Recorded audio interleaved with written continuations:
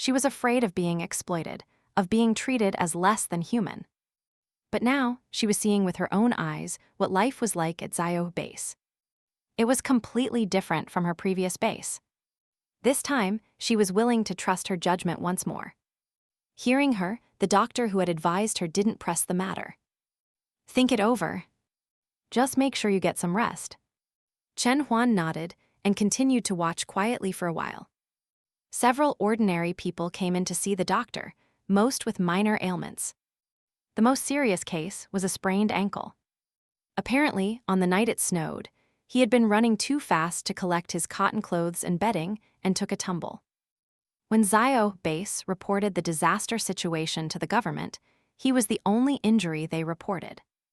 The man was thoroughly embarrassed, saying he'd been teased endlessly for it. An ability user also came in with a large gash on his arm. The healing ability user on duty came over and healed him. The man explained how he got hurt. I was thinking, isn't our livestock farm short on cattle? Beef is my favorite. I happened to run into a few cows and wanted to catch them, but one of them was too fierce and charged me directly. I wanted to catch them alive without hurting them, but I ended up getting injured myself. Did you manage to catch the cows? Someone nearby asked. The ability user grinned proudly. Of course I did. I sent them to the livestock farm. That's fantastic. If we raise them, we'll be able to eat beef soon enough. Don't even mention it, you're making my mouth water. Before the apocalypse, beef was my absolute favorite. I wonder when we'll get to eat some. If we have the first one, there will be a second. Well, I'll get to eat it sooner or later. That's true. Listening from the side, Chen Huan was surprised to find that the ability users at Xiaohe Base treated ordinary people as equals. They weren't high and mighty like so many other ability users in the apocalypse. Moreover, when that man caught the cows, his first instinct wasn't to hide them from the base and eat them himself. Instead, he risked injury to capture them alive and send them to the farm. It seemed like they all genuinely wanted what was best for Xiaohe Base. Chen Huan pressed her lips together. She thought she might be starting to like Xiaohe Base. What's so interesting about cows? Cheng Mo muttered, trailing behind Cheng Zhiyu. Zhiyu had been planning to go home, but when he heard an ability user had caught a few cows, he insisted on coming to see them. Cheng Zhiyu glanced at Cheng Mo, a thought crossing his mind. He smiled. Cows aren't just interesting to look at, they're also delicious. Cheng Mo was speechless. Haha, I still remember that time for a bite of beef. MMPH. Cheng Mo lunged forward and covered Cheng Zhiyu's mouth, his face flushing red. Don't say it. He tried to defend himself with a straight face. I was too young back then, my intelligence was a bit affected. Besides, that goat milk powder was really awful. Haha. Cheng Zhiyu couldn't stop laughing. It was a shame he hadn't filmed it back then. He would love to be able to appreciate that scene now. Cheng Mo fell silent. Stop laughing. The two arrived at the livestock farm, where Han Tingting was busy checking the condition of the new cows. The animals had just been put in the enclosure and were still extremely agitated, trying to get out. But after they realized how warm the pen was, they began to calm down a little. When the farm workers fed them, they took a few cautious bites and discovered the feed was quite tasty. As a result, they probably figured that since it was warm and there was good food, why leave? So they stopped struggling and settled down. Once Han Tingting saw they were less agitated, she began her examination. They probably suffered from the cold and hunger outside, but their overall condition is okay. They just need to rest and be well fed. These cows were in a pitiful state, all skin and bones from starvation in the freezing weather. After speaking, she moved on to the next one. This cow seemed reluctant to let her touch it. Han Tingting pulled out a handful of alfalfa and fed it to the animal, which finally stopped struggling. As Han Tingting conducted her examination, her eyes lit up. We need to take good care of this cow. She's pregnant. Everyone was overjoyed to hear the news. We should see if we can separate her from the other cows later. It would be terrible if she got accidentally injured in a shared pen. After finishing her checks, Han Tingting climbed out of the enclosure. Seeing Cheng Zhiyu and Cheng Mo, she smiled and packed away her stethoscope. "Are you here to see the cows?" Cheng Zhiyu nodded. "We were just passing by and thought we'd take a look. It seems you've adapted well. You look like a real veterinarian." "To be honest with you, I was just gritting my teeth and forcing myself at the beginning," Han Tingting said in a low voice. But what choice did she have? It was the apocalypse, and she finally had a skill she could put to use. She had to do it no matter what.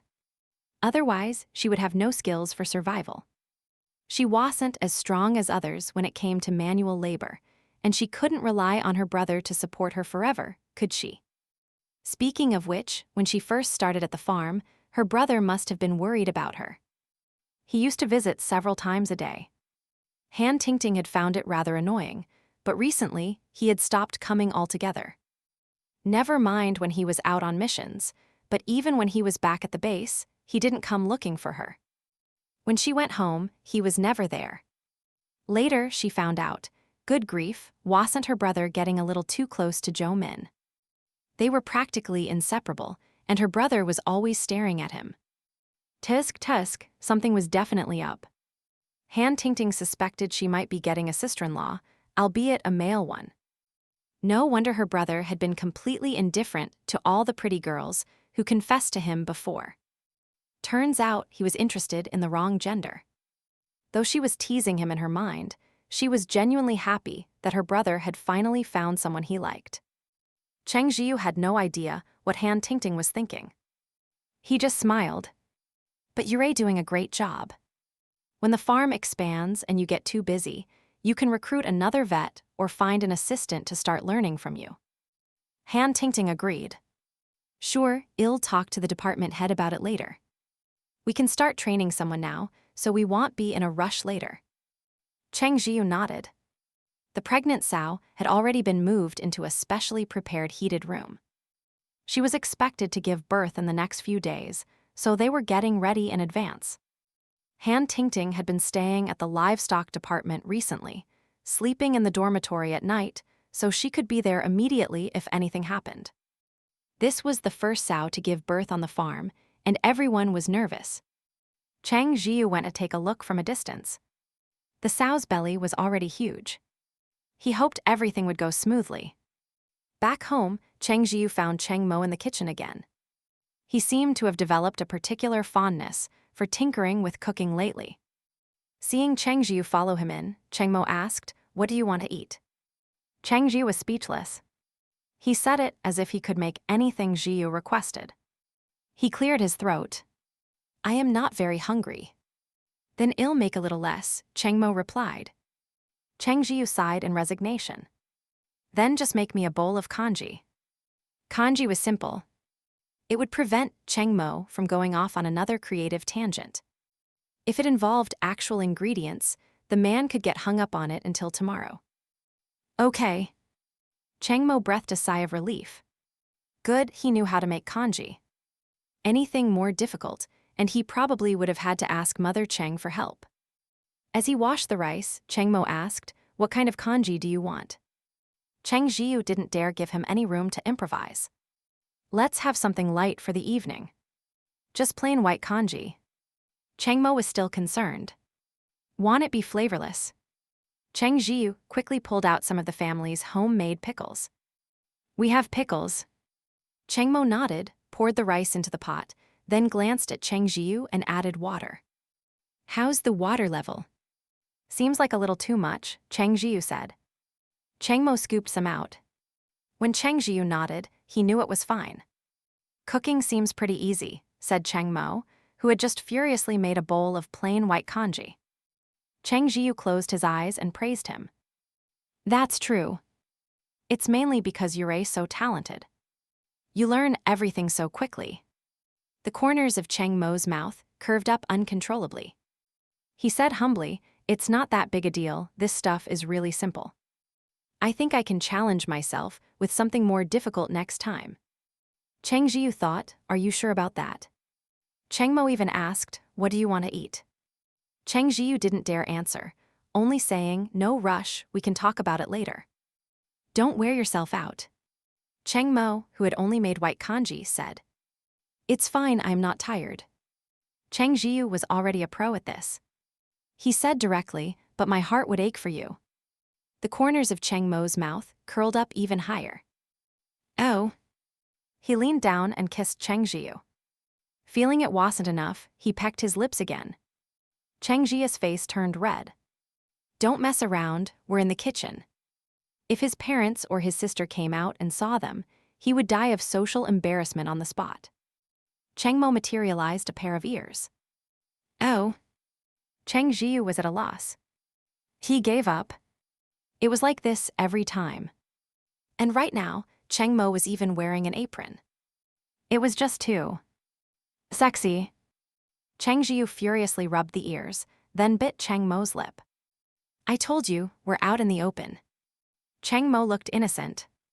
"I didn't do anything, did I?" "Watch the kanji, it's going to burn." Cheng Mo instantly grew nervous and rushed to stir his kanji. Seeing that it wasn't burnt yet, he let out a breath. Good, if it burned, it would be inedible. Just as Cheng Zhiyu was about to say something, he heard footsteps at the kitchen door. He subconsciously glanced at Cheng Mo's ears. "Brother, what delicious thing are you two making?" Cheng Zhiyan was hungry late at night and came looking for a snack, only to see the kitchen light on. Cheng Zhiyu quickly stood in front of Cheng Mo. Just some plain kanji." "Oh, kanji." Cheng Zhiyan lost interest. She was about to say something else when Cheng Mo, who had been bent over looking at the kanji, straightened up. She saw the pair of ears on top of his head. Cheng Zhiyan gasped. "Hiss." Cheng Zhi was speechless. For a moment, between Cheng Mo having actual beast ears and him wearing a beast ear headband, Cheng Zhiyu couldn't decide which explanation would be more shocking. Fortunately, Cheng Zhiyan was quick-witted. She giggled, "Oh brother, I am suddenly not hungry anymore. I am not eating." With that, Cheng Zhiyan scurried away. "Oh my God," she thought, "thank goodness I didn't walk in on anything more. I can't believe my brother has this kind of hobby." Cheng Zhiyu watched his sister flee for her life, then turned to look wistfully at Cheng Mo. Cheng Mo put on an innocent face. "What's wrong?" Zhiyu glanced at the pair of fluffy ears on Cheng Mo's head, raised his hand, and viciously ruffled them.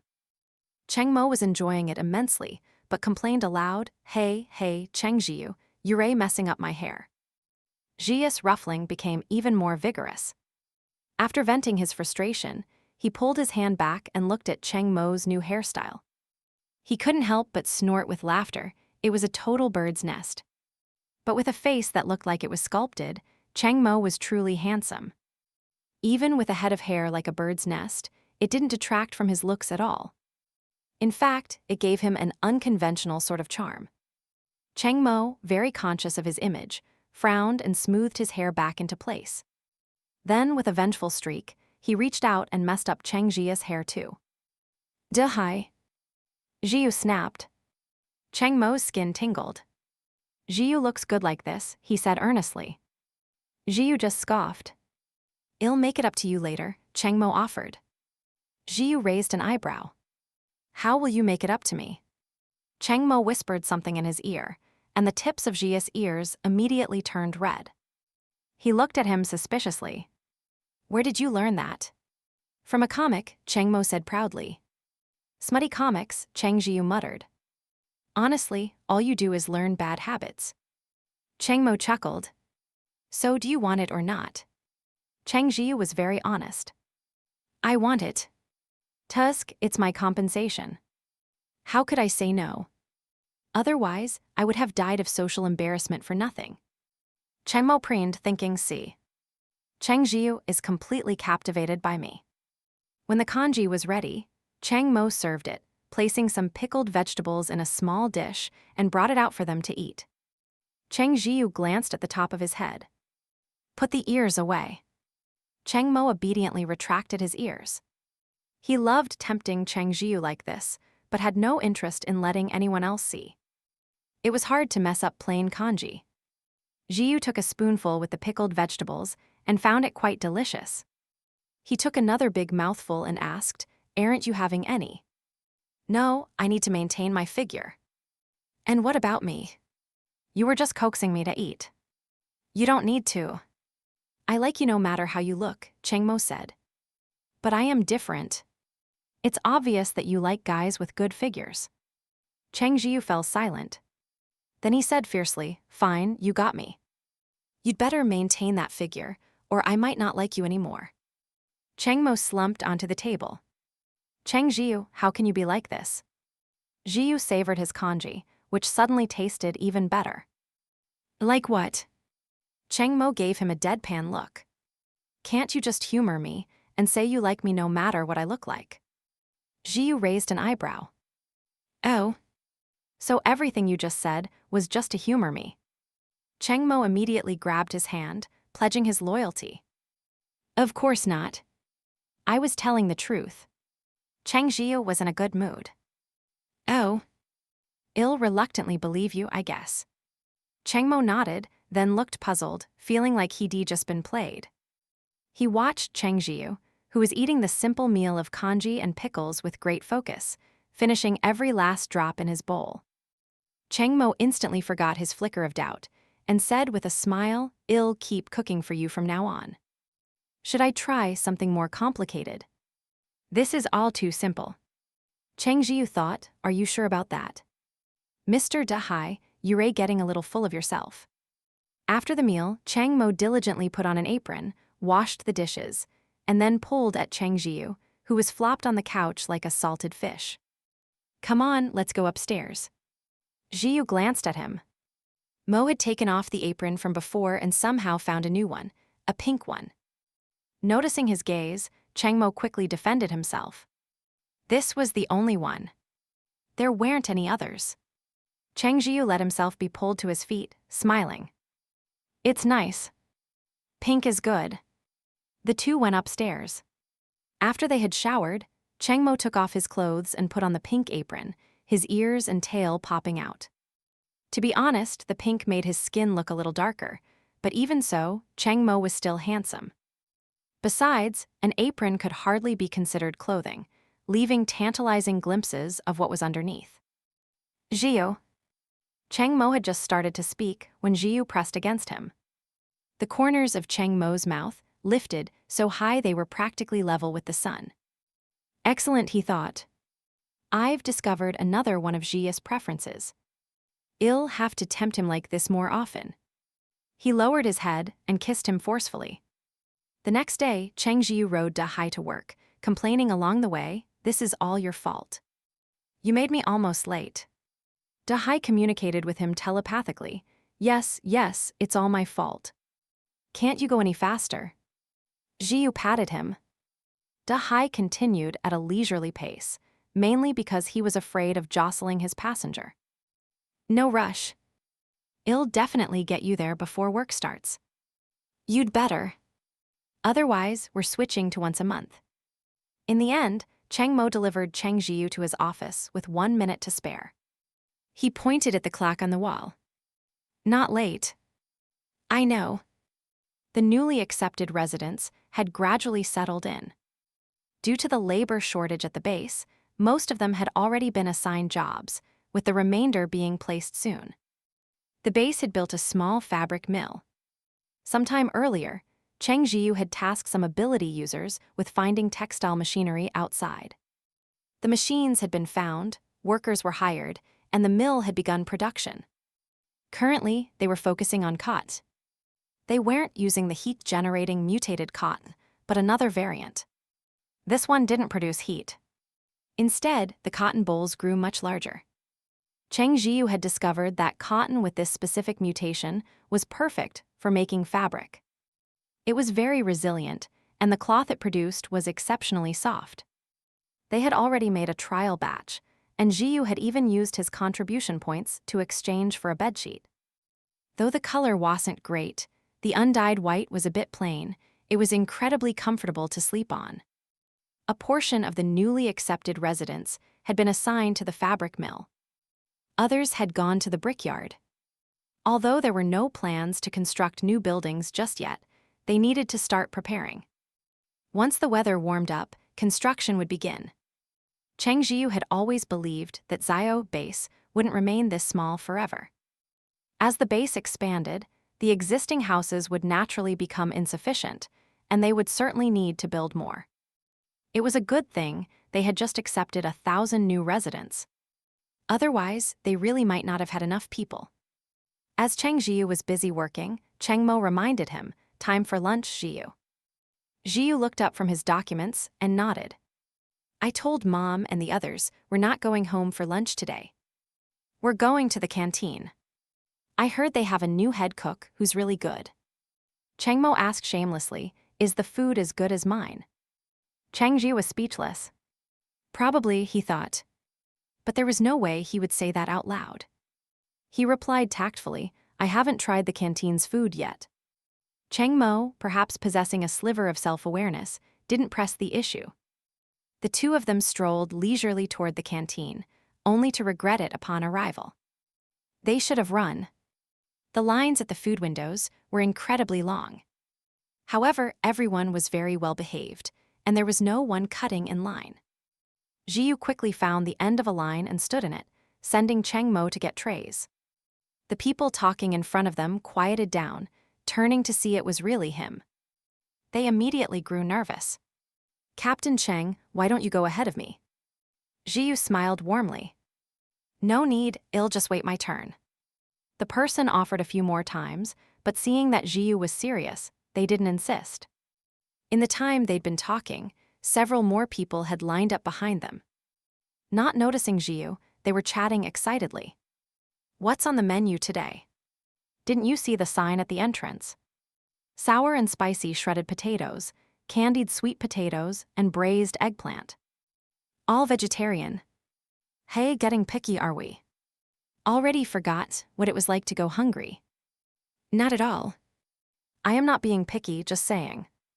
But it's all just home-style cooking. Is it really as good as you all say?" Someone who hadn't tried it yet asked doubtfully. The main reason was that eating at the canteen was slightly more expensive than cooking for oneself. Many people wanted to save what they could. Having been scared by starvation before, they only felt secure with a good supply of grain on hand. Hearing this, Cheng Zhiyu nodded to himself, wondering if the praise was exaggerated. This new chef is famous for her home-style cooking. You know, before the apocalypse, she used that skill to open a restaurant and even bought a car and a house. Wow, that's really impressive. Yeah, running a restaurant wasn't easy even before the apocalypse. Hearing this, Zhiyu's anticipation grew. In any case, after eating at home every day, a change of pace would be nice. The canteen must have known how long the lines were, because there were two aunties serving at the windows. Unlike the university cafeteria ladies from before the apocalypse who always seemed to have shaky hands, these two aunties were incredibly generous, piling the food high. Someone holding a tray remarked, "You know, even though it's a bit pricier than cooking yourself, they're not stingy with the oil at all." "True. It smells way better than what I make." When it was finally their turn, Cheng Zhiyu said, 3 portions of everything, please." The serving lady's eyes lit up. "Oh, Captain Cheng, you came to eat too." Zhiyu smiled. "I heard a great new cook came to the canteen, so I came to try it out." "Then you came to the right place. The new sister's cooking is delicious," the auntie said, her hands moving deftly as she loaded their trays. There was too much for them to carry, so Cheng Mo simply used his water ability to levitate the trays. There were quite a few ability users eating in the canteen. Seeing someone use a water ability in such a way, they couldn't help but twitch their lips. Then they saw it was Cheng Mo, and instantly felt it was perfectly normal. This cook was ridiculously good. Cheng Zhiyu and Cheng Mo searched for a while before finally finding 2 empty seats. "Let's try the candied sweet potatoes first." This dish was a bit more troublesome to make, and not something they got to eat often. He took a bite and was instantly convinced. It wasn't an exaggeration, it was truly delicious. The shredded potatoes and braised eggplant were both perfect for pairing with rice. "Delicious," Cheng Zhiyu said. Cheng Mo sounded a little sour. Is it really that good?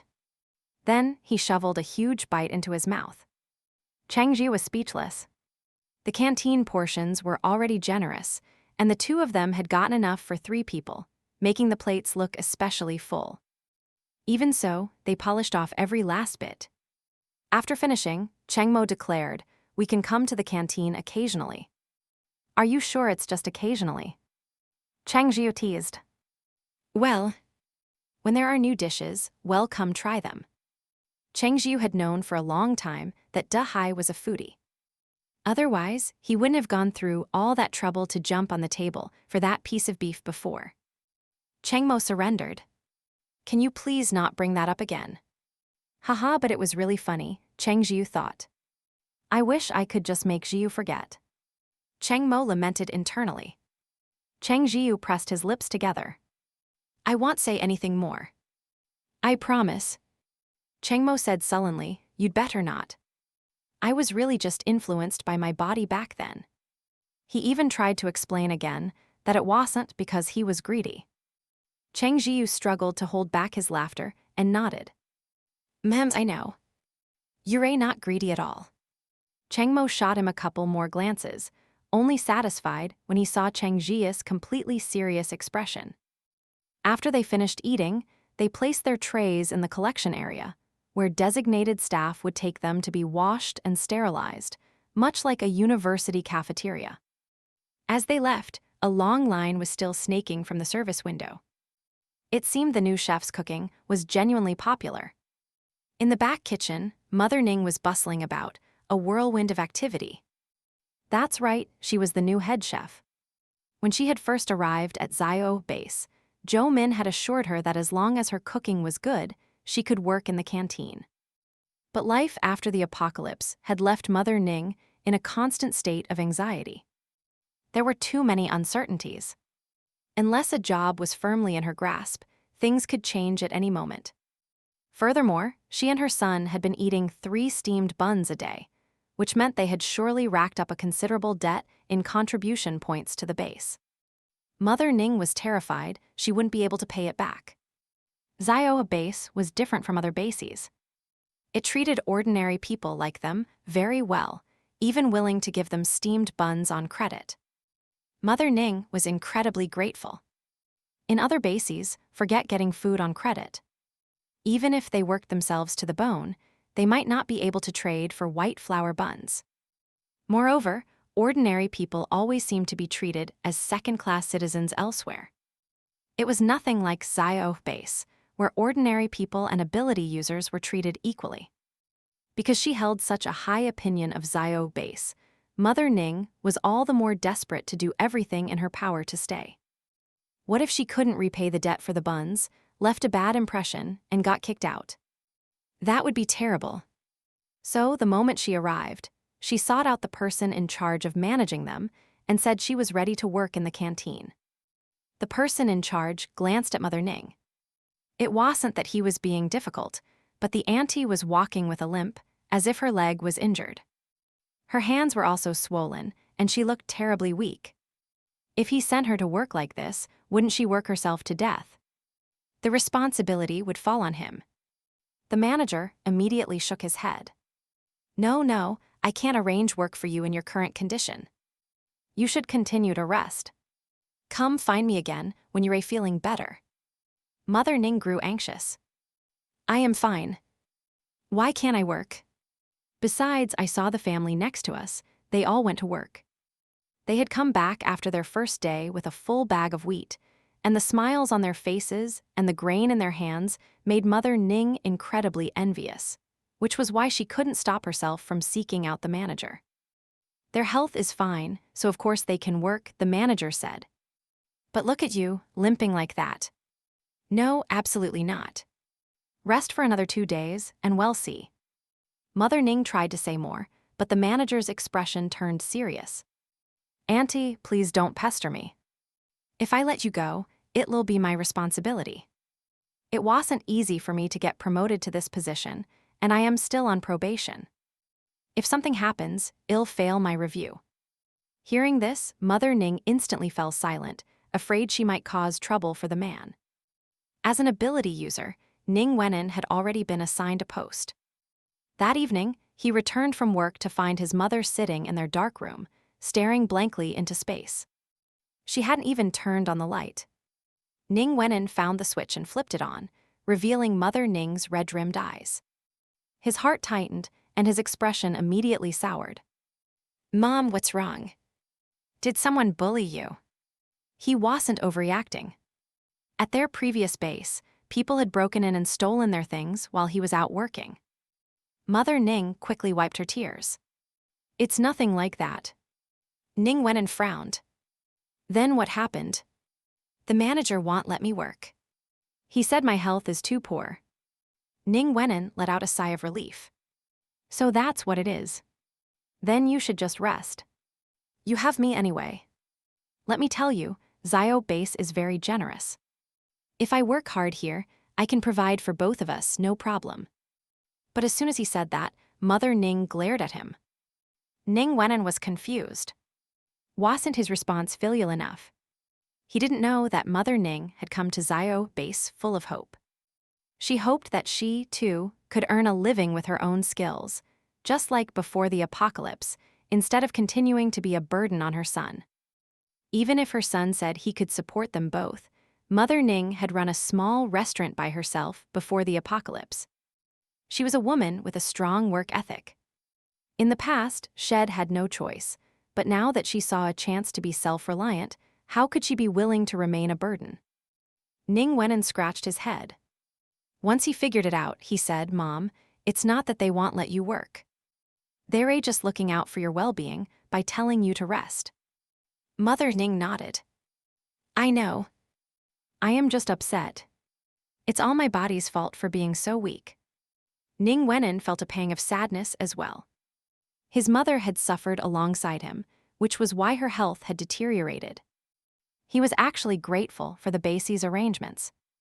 If they had let his mother work in her current condition, she would have pushed herself to her limits. At best, she would have developed chronic health issues. At worst, the consequences were unthinkable. "Then you should take this time to rest properly," Ning Wenin said. "Be happy. The better your mood, the faster you'll recover, and the sooner you can start working." His words made sense to her. "All right, then I am going to sleep." "Don't disturb me," she declared. Ning Wenin was left speechless. Did she have to be so dramatic? Later, Ning Wenin took his mother to the base hospital, where they got some medicine for her. After a few days of rest, Mother Ning went to see the manager again. This time, the manager saw that her condition had improved significantly. At the very least, she no longer looked so frail. The base wasn't overly strict on this point. If they demanded everyone be in perfect health, who knew how long they'd have to wait? As long as she looked more or less okay, it was fine. The manager relented and wrote her a note. "All right, you can report to the canteen tomorrow. You'll have to get up early. You need to be there by 7 in the morning to prep ingredients. There's one meal at 10 and another at 3 in the afternoon. After that, you can clean up and go home." Mother Ning gratefully took the note, committing the manager's instructions to memory. She had already scoped out the canteen, having gone to see it specifically because she was so set on working there. The next morning, before heading to his own job, Ning Wenin walked his mother to the canteen. It was cold, and though it was nearly 7, the sky was still dark. Fortunately, there were streetlights, so they didn't have to feel their way in the pitch black. When they arrived, Ning Wenin was still a little worried. Mother Ning waved him off. "Hurry up and get to your work. What could possibly happen inside the base?" As she said it, she paused, surprised that she could utter such a sentence so naturally. Things happened all the time at their old base. Even if there were no zombies, there were plenty of bullies. Ning Wenin also had great confidence in Xiaohe Base's security. Hearing his mother's words, he left, needing to hurry to his own post. Mother Ning found the person in charge of the canteen and handed her the note. The manager was a woman in her 40s with a constant smile, looking very good-tempered. The moment she saw the note, she exclaimed excitedly, "Big sister, you must be the new chef we recruited." I've been waiting for you every single day." Seeing how enthusiastic the manager was, Mother Ning finally relaxed. She had been anxious the whole way, worried they might not want her anymore because she had been delayed. "How could we not want you? Our canteen is desperate for a chef with great skills." The manager was already saying our canteen. She had ambitions of her own. The canteen was initially established for positions that included meals, but other people came to eat as well, though not in large numbers. The main reason was that everyone wanted to save money. Of course, that was only part of it. More importantly, they lacked a competitive edge. The food they made was average. People figured they could make the same thing at home, so why eat at the canteen? Cooking at home was even cheaper. Naturally, people were reluctant to come. So, upon learning that a new group of people was arriving, the manager had found Zhou Min and repeatedly implored him to find a great cook. She wasn't just being polite. She had genuinely been looking forward to Mother Ning's arrival. "Come and see, these are our canteen's vegetables," the manager said, leading Mother Ning over. "These vegetables are so fresh." Mother Ning's eyes were glued to them. Since arriving at the base, she and her son had been very frugal, reluctant to use their contribution points to trade for vegetables. Of course they were fresh. "Just picked from the fields," the manager said. "Take a look and see what dishes you can make." Mother Ning scanned the ingredients and immediately had a few ideas. She rattled off several dish names, then got to work, letting the canteen staff have a taste. When it came to her area of expertise, Mother Ning was full of confidence. As expected, after trying her food, everyone in the canteen lavished her with praise. With that, the menu for the day was set and posted at the canteen entrance. On the first day, Mother Ning didn't make a large quantity. Standing at the newly opened service window, she felt a little nervous, worried that everyone would be too frugal to spend the money. She was very confident in her cooking skills, but someone had to be willing to try it first. The first person to eat was Ning Wenin, who brought along a few new friends he had made recently. They were all ability users and didn't lack for a meal. After one bite, they were instantly won over by how delicious it was. And so, word spread like wildfire. The line at Mother Ning's window grew longer and longer. At first, she could occasionally come to the window to serve food, but soon she was completely absorbed in the work in the back kitchen. The canteen even assigned 2 other people who could cook to be her assistants. Seeing so many customers, Mother Ning was finally able to relax. Her whole demeanor brightened. The canteen staff usually finished cleaning up and got off work around 4 or 5 in the afternoon. Afterward, she could chat with her new friends, unlike at her previous base where she was cooped up in her room all day. Moreover, the canteen job included meals. With the major expense of food taken care of, she was able to save almost all the contribution points she earned each day. With contribution points in her hand, she no longer felt anxious. When she had free time, Mother Ning would go with her friends to the small shop in the base to exchange for some daily necessities. There were many others, like Mother Ning, whose lives were getting better and better. Before, you could tell the difference between the original residents of Xiaohe Base and the newcomers at a glance, simply from their disposition. But now, it was almost impossible to tell them apart. The only slight difference was that the new residents might be a little thinner, but that was about it. Cheng Zhiyu was reviewing documents while Cheng Mo, who had transformed into a personal assistant, sat beside him, pouring tea and sorting files. With Cheng Mo around, Cheng Zhiyu hadn't even bothered to hire an assistant. Cheng Mo propped his chin on his hand and sat down right next to him.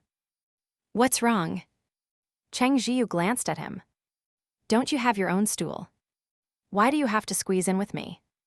I am your superior. How improper is this?" Cheng Mo smiled. "I just love to defy my superiors." The leader's ears quietly turned red. "You should watch fewer of those strange things. Go on, move." "Your butt is too big, you're taking up the whole stool," Cheng Zhiyu said, pushing him away. He tapped a document. "Someone has applied to open a night market." Is the weather right for that now? Cheng Zhiyu was actually quite keen on the idea. For one, it would stimulate the economy. For another, he was craving it. He thought for a moment and decided to approve a trial run for a few days. If business was good, they would continue. If not, they would shelve the idea for now. The person who submitted the application had naturally planned out a location. Seeing no issues, Cheng Zhiyu approved a 3-day trial. The news was announced quickly, and the base residents learned that they could now do business. Everyone began to ponder what they could sell at a stall in the evening. Those with a knack for making snacks set up food stalls, while those without looked to see if they had anything they could trade for contribution points. The prospect of a night market brought a new buzz of excitement to the entire base. In the blink of an eye, the first day of the trial run arrived. As soon as he got off work, Cheng Zhiyu took Cheng Mo to check out the night market. He thought he had arrived early and that there wouldn't be many stalls set up, but everyone was incredibly enthusiastic. The stalls were already in place. Cheng Zhiyu immediately spotted someone selling fried starch sausages. Cheng Mo, the foodie, asked, "Is that good?" "It's delicious." "Come on, let's get 2, Cheng Zhiyu said, pulling him over. They bought 2 fried starch sausages. Cheng Mo finished his in just a few bites. 10 more, please." Cheng Zhiyu was speechless. Oh well, he had a big appetite anyway. It wasn't like he wouldn't have room for more food later. It was obvious the stall owner made the sausages themselves. They weren't uniform in size like the ones from before the apocalypse. These handmade ones were a bit crooked, but as long as they were tasty, it didn't matter. Once the soybeans are ready, we'll set up a stall selling tofu pudding. Cheng Zhiyu declared. "What's tofu pudding? Is it good?" Cheng Mo asked. Cheng Zhiyu gave the foodie a look. "On second thought, let's not set up a stall." "Why not?" "I am afraid Yao'll eat everything, and we'll have nothing left to sell." Hearing this, Cheng Mo was certain this tofu pudding must be delicious. "Zhiyu, Yao'll have to make it for me then." He was even acting cute for the sake of food. Cheng Zhiyu huffed. "We'll see how you behave." Of course, the night market wasn't just about food.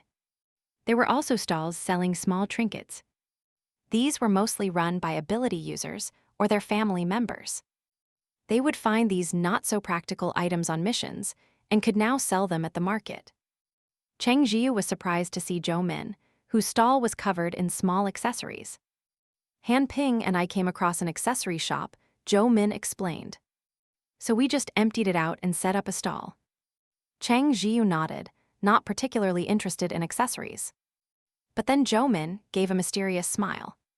"Hee, I've got something good here. You guys want it? I'll give you a discount." Tian Kaio happened to be passing by and started complaining. "Manman is such a foodie. He found some Jianbing guozi, and the smell was so good he just stood in front of the stall and wouldn't leave. He buys one right after finishing one. I think he's going to buy out the entire stall today." Hearing this, Zhou Min lamented, "Damn it, if I'd known the food business was this good, I would've sold snacks.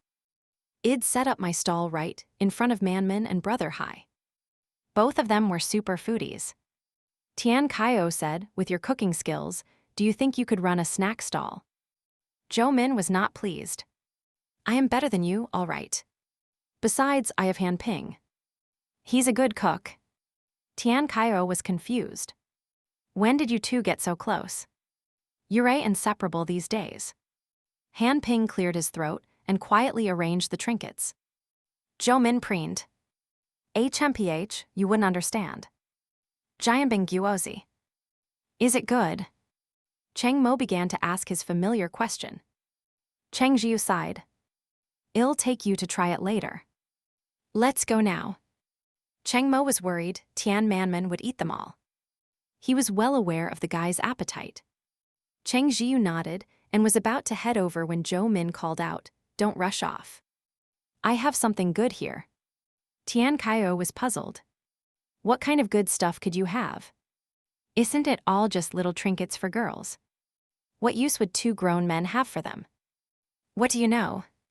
You straight man, Zhou Min scoffed, rummaging through the accessories to pull out a larger package. Look what this is. A body chain. Tian Kaio felt like his horizons had been broadened. I've only ever heard of necklaces. What the hell is a body chain? You don't need to know, Zhou Min said with a sly grin, looking at Zhiyu and Cheng Mo. So, you want it? Zhiyu cleared his throat. Cheng Mo asked, what's a body chain? Zhiyu reached out and took it from Zhou Min's hand. Yes, thank you. With that, he pulled Cheng Mo away.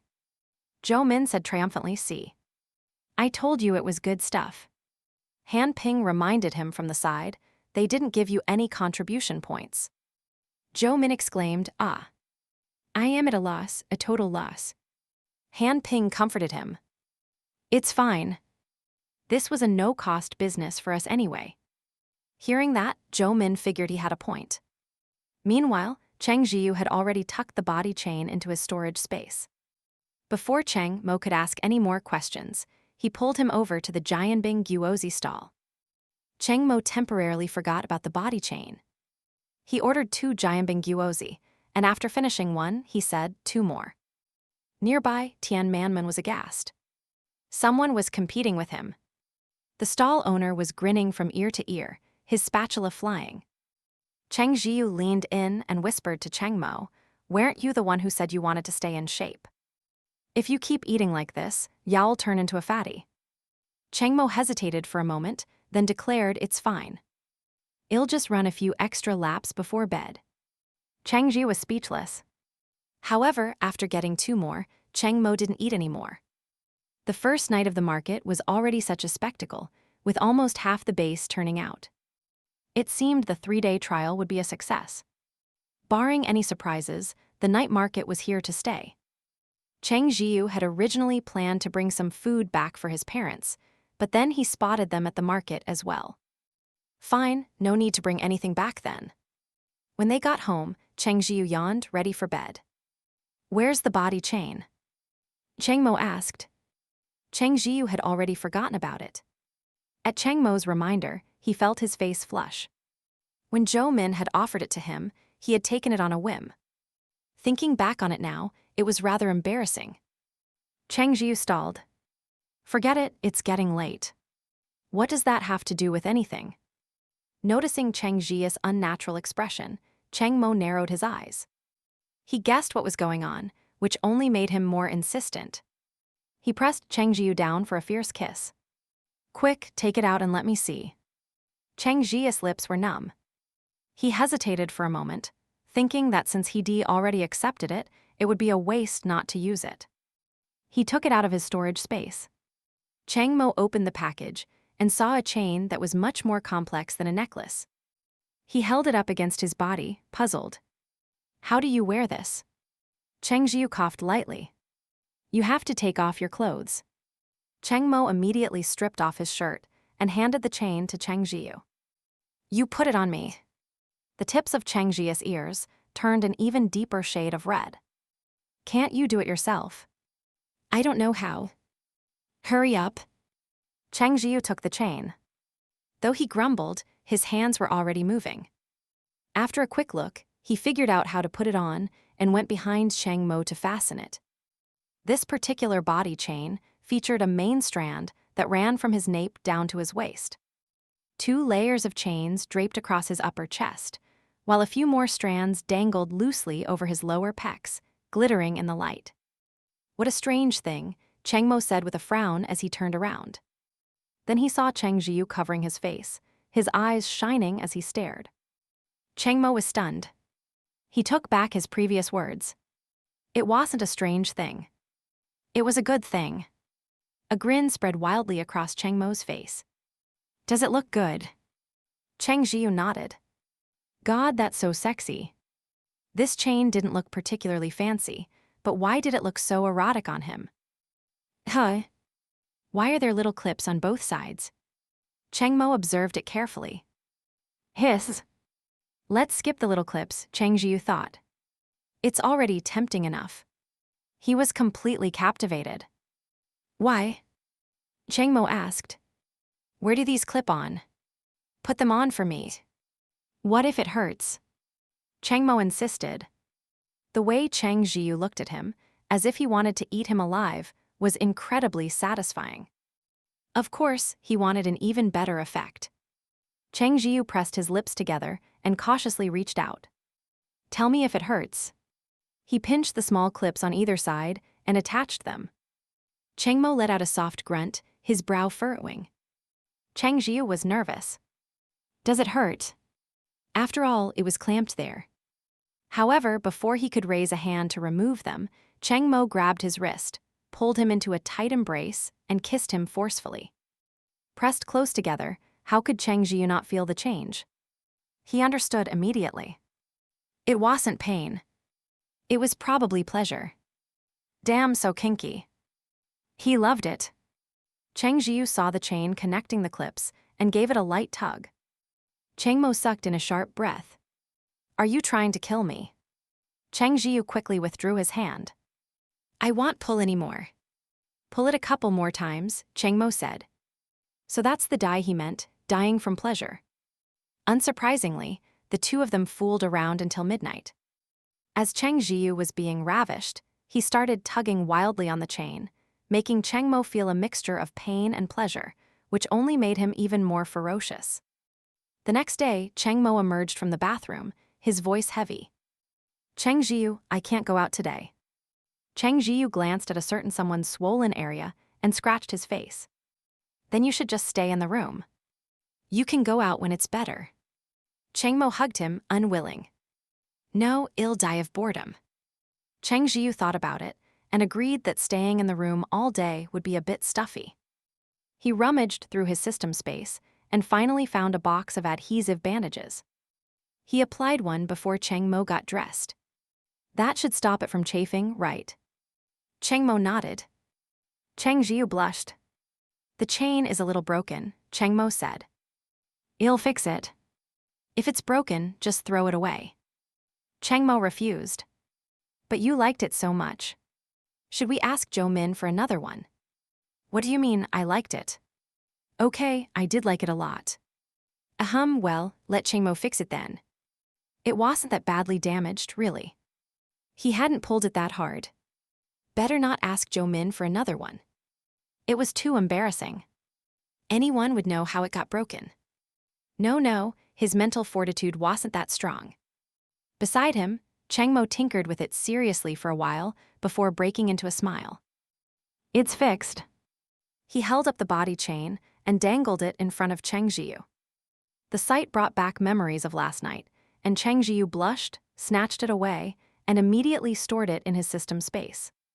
Cheng Mo held out his hand. Give it to me. Cheng Zhiyu refused. I'll hold on to it for now, to stop you from waving it in my face. Cheng Mo was displeased. I am the one who wears it, not you. Why are you keeping it? Cheng Zhiyu pretended not to hear, got up, and opened the door. Let's go downstairs for breakfast. I have to get to work afterward.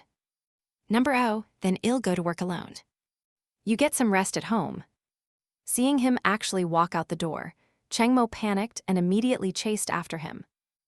No. How can you be so cruel as to leave me at home all by myself? What do you mean cruel? Cheng Zhiyu wouldn't admit it. It's great at home. You can sleep in. Do you think I want to go to work? He finally understood why Lin Kang had been so eager to hand over the leadership position. It was a day-in, day-out job with no holidays. In contrast, Lin Kang was living a carefree life these days. No, once the base is running smoothly, I have to implement a 2-day weekend. I heard you two bickering early in the morning. What were you talking about? Mother Cheng asked with a cheerful smile. Cheng Zhiyu glanced at Cheng Mo and shook his head. Nothing. Cheng Mo got the signal and didn't dare say anything either, echoing nothing. As long as it's nothing. You two need to be considerate of each other and not get truly angry. That's how a relationship lasts, Mother Cheng said. Cheng Mo peeled a boiled egg for Cheng Zhiyu, placed it on his plate, and nodded. I never get angry with Zhiyu. Is that so? Cheng Zhiyu thought. I wonder who was just accusing me of being cruel. Mother Cheng beamed. That's good. She was growing more and more satisfied with Cheng Mo. The boy was truly impeccable in his treatment of her Zhiyu. Sometimes, even she, as his mother, felt she couldn't compare. Cheng Jian sighed from the side. Ah, this is making me want to fall in love. The entire family's internal alarms went off. Cheng Zhiyu looked at her. How old are you? What's a little kid like you thinking about all day? Mother Cheng asked. The previously silent Father Cheng spoke up. Are you in a relationship? Who is it? See if I don't break his legs. Cheng Jian was embarrassed. Dad. I was just saying. Why are you taking it so seriously? Besides, I never said I was dating anyone. I was just thinking about it. Isn't that normal? Right, brother. Father Cheng frowned. You're only 17. What is there to think about? Cheng Zhiyu dropped the supportive older brother act. Not normal at all. When I was 17, all I thought about was studying. Cheng Mo chimed in, that's right. If your brother had wanted to date at 17, he would have never met me. Can you not slip in your own agenda? Cheng Zhiyu thought. That's right, at 17, you should still be in school. Mother Cheng sounded a little sad as she said this. If you were still going to school, you wouldn't have time to think about these things. This has nothing to do with school, okay. Plenty of my high school classmates were dating, Cheng Jian thought to herself. However, everyone else strongly agreed with Mother Cheng. Jian never said things like this when she was in school, Father Cheng added. Would I have dared? Cheng Jian thought. If I had, it'd have been interrogated by all three of you. Cheng Zhiyu nodded seriously. That's true. It seems we need to put education on the agenda. A lot of intellectuals have recently joined the base. I'll see if I can recruit some teachers. It's time they all went back to school. Cheng Jian trembled. Wait, she just said it casually. How did it lead to this? Brother, do I have to go to school too? What else? But I am an ability user. I have to protect the base. You're still a kid. That's not your responsibility. Before we had no choice, but now we do. You can focus on your studies. All right.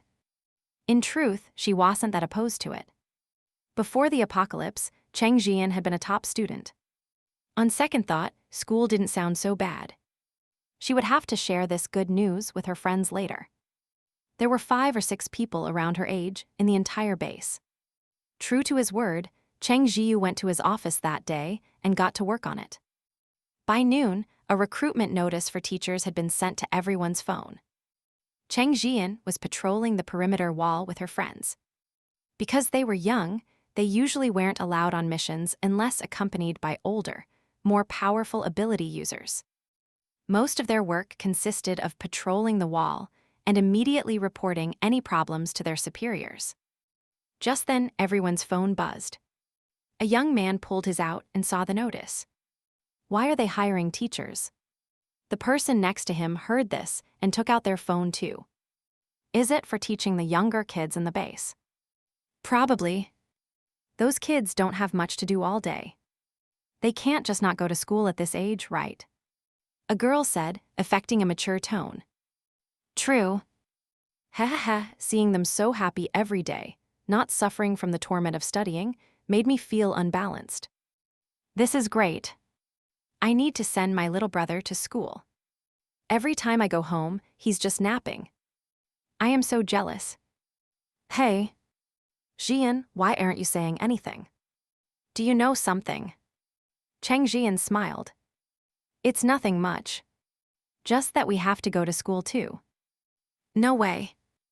Are you kidding? We're an important part of the base's workforce, you know. No, Cheng Jian, you must be joking, right? Haha, he hates studying the most. He told me before that the only good thing about the apocalypse was not having to go to school. If he has to go back, then I'd really rather die. Cheng Jian stated, I'm not kidding. My brother said so this morning. Instantly, a chorus of wails erupted. They refused to believe it. However, a few days later, their own parents dug out their school bags and told them to get ready for school. One rebellious teenager protested, "I'm not going." He was then promptly beaten up and obediently went to school. When he turned his head and saw his younger brother also carrying a school bag with a miserable look on his face, he instantly felt better. Haha, even though he was suffering, at least his little brother was suffering too. Everyone was very proactive about sending their children to school. Almost no one objected. Hadn't they seen the recent recruitment drive? Intellectuals could easily find good jobs. They weren't hoping for the apocalypse to end or anything, but even if it didn't, learning some knowledge was always a good thing. The matter was implemented quite smoothly. One day, Cheng Zhiyu was passing the livestock farm when he heard that the sow had already given birth. It had happened several days ago. The breeder couldn't suppress the smile on his face. She had 10 piglets. That certainly was a lot. For a sow, it was a rather large litter. What's more, the livestock farm was taking excellent care of them. All 10 piglets were healthy and robust. Hearing this, Cheng Zhiyu wanted to go see for himself. Because of the cold weather, the piglets and the sow were still housed in the heated pen. The keepers cleaned it frequently, but a faint odor still lingered, though it wasn't overpowering. Cheng Mo, however, was utterly disgusted. He stood several meters away from the pen, his brow furrowed. "It stinks so much I can't breathe." Cheng Zhiyu could tolerate it. "Then you wait here. I'll go have a look." Cheng Mo hesitated. Ultimately, he couldn't muster the courage to follow. The stench was too much. For someone with his level of fastidiousness, it was pure torture. He took out a mask for Cheng Zhiyu and put it on him, only then feeling at ease. "All right, you can go now." Cheng Zhiyu thought, fine. Inside the heated pen, the chubby piglets were huddled together, suckling. The sow looked somewhat agitated, as if she was barely restraining herself from kicking them away. The piglets indeed looked very healthy. Cheng Zhiyu nodded. "But you still need to pay attention to ventilation." While keeping them enclosed was warm, it was easy for them to get sick from the stuffiness. The keeper nodded. "We do ventilate it." "Right, do these piglets need to be castrated later?" Cheng Zhiyu didn't know much about it and asked out of curiosity. The keeper nodded. "Yes, we're preparing to do it tomorrow." "So soon?" Cheng Zhiyu was surprised. He thought they would at least wait until the piglets were a month old. "I've been reading sow postpartum care a lot recently," Han Tingting chimed in. "Piglets should be castrated between 4 and 7 days old." Han Tingting produced a cold-looking knife and giggled. "I can't wait." Cheng Zhiyu silently edged away from her. When he left the pen, Cheng Mo was still waiting where he'd left him. As he approached, Cheng Mo leaned in and sniffed him like a large dog. "What are you doing?" Cheng Zhiyu asked, puzzled. "Seeing if you stink now." Cheng Zhiyu quickly lowered his head and sniffed himself. "I don't think so." Cheng Mo pinched his nose. "A little." "How is that possible?" "I can't smell anything." "That's because you were inside for so long. You can't tell anymore." "Quick, wash me off," he said hurriedly. Cheng Mo immediately used his water element ability to conjure a mist of water, rinsing him clean. "How about now?" Cheng Mo leaned in close and took a deep breath. Cheng Zhiyu thought, good, he knows it's gone. On the way back, Cheng Mo asked Zhiyu, "Do you like young animals? You come to see them every time." Cheng Zhiyu smiled. "I do. The young represent hope." Cheng Mo wrestled with his thoughts for a moment before asking, "Although I really don't want a little brat distracting you from me. If you want one, I suppose I can tolerate it." Cheng Zhiyu was bewildered. "What are you trying to say?" Cheng Mo smiled. "I mean having a child of our own." Cheng Zhiyu was certain he couldn't give birth, so. His gaze fell to Cheng Mo's stomach. "You mean," he said, astonished, "male members of the winged clan can have children?" "Oh my God." Seeing him staring at his stomach, Cheng Mo tilted Cheng Zhiyu's head up. "What are you thinking? I wouldn't be the one giving birth." Cheng Zhiyu immediately defended himself. I can't either. Don't take those weird erotic mangas you've been reading as fact. Am I that foolish? Well, that's not entirely certain. One look at Cheng Jia's expression, and Cheng Mo knew what he was thinking. He angrily nipped Cheng Jia's cheek. Stop with the wild thoughts. Okay, Cheng Zhiyu said. So why did you bring it up? Cheng Mo explained that his home galaxy possessed technology for procreation via genetic fusion. This meant that even two males who wanted a child could have one. I'm learning new things every day, Cheng Zhiyu said, shocked. They are usually gestated in an artificial womb that can simulate the maternal environment. When this technology first appeared, it had some drawbacks, but it's very mature now. Cheng Zhiyu was growing curious about Cheng Mo's home. It seemed their technology was far more advanced than Earth's. Of course, Cheng Mo continued, some people want to experience that blood connection with their child, so they have an artificial womb implanted in their own body to carry the child to term. Wow. So that person would have a uterus from then on. Cheng Zhiyu marveled. It's a one-time thing. It's removed along with the child at birth, Cheng Mo explained. I see. Cheng Mo chuckled lightly. If Zhiyu wants me to carry our child, it's not impossible. Cheng Zhiyu imagined Cheng Mo with a large, pregnant belly and shuddered. Don't joke around. I've never thought about that. I knew you'd feel bad for me. Sure, let's go with that. I never wanted children in the first place, he said. Of course, if your family requires it. After all, Cheng Mo was the crown prince. Didn't a crown prince need an heir? If Zhiyu doesn't want one, then we won't have one, Cheng Mo said immediately. Let the old man have another kid. What a dutiful son. Cheng Mo chuckled. Why are you praising me? Was that praise? Actually, I don't want a little brat at all, Cheng Mo said on the way back. Having just me is enough for Zhiyu. Cheng Zhiyu was helpless.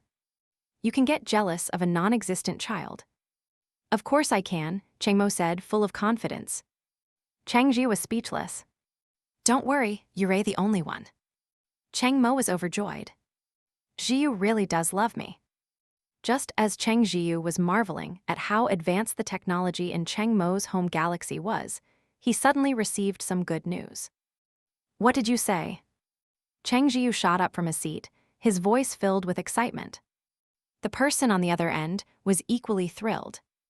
Professor Kai and the others have developed a zombie virus vaccine.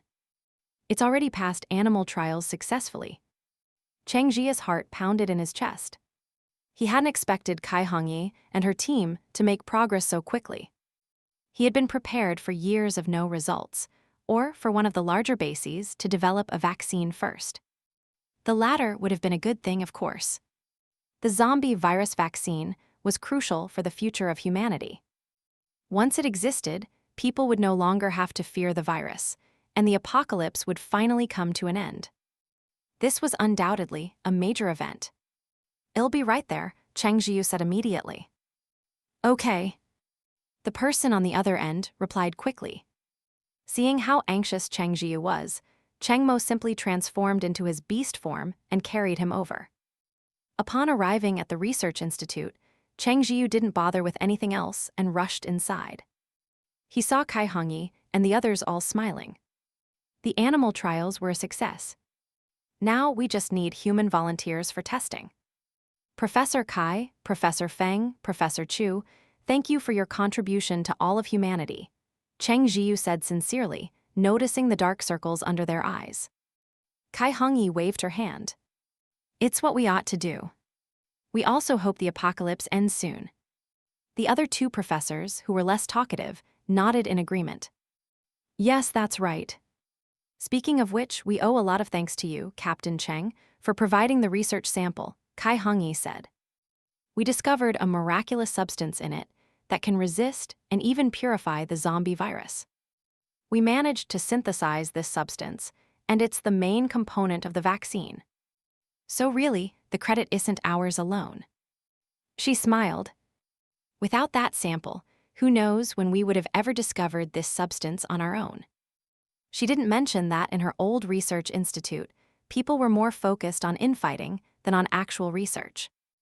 They were deeply grateful that Xiaohe Base had given them an environment where they could dedicate themselves completely to their work without any distractions.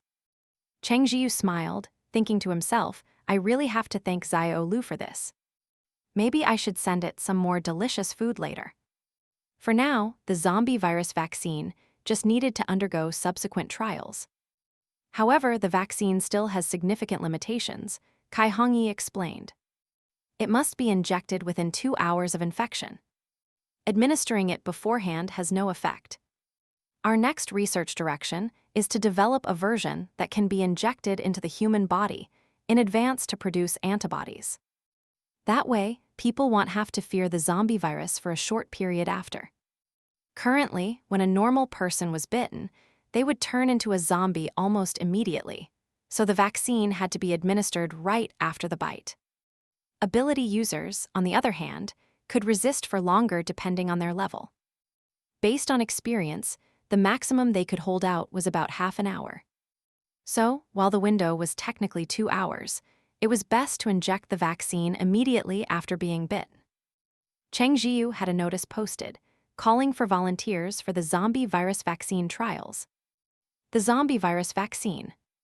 The announcement sent shockwaves through the base. Upon hearing the news of the vaccine's progress, everyone grew ecstatic. Many people eagerly signed up, willing to participate in the trials. But how will they test it? Do we have to get bitten by a zombie on purpose? Someone asked. At this suggestion, some people flinched. If that was the case, what if, and they were just saying what if, the vaccine didn't work? Wouldn't they turn directly into a zombie? Even though it had succeeded in animal trials, people were still a little scared. What ifs? But while some were afraid, others still signed up. I just want the apocalypse to end sooner. It's just like before the apocalypse. Many medicines were tested by people who volunteered. Someone has to make the sacrifice. My family is just me, I have nothing to tie me down. It's good to make a contribution.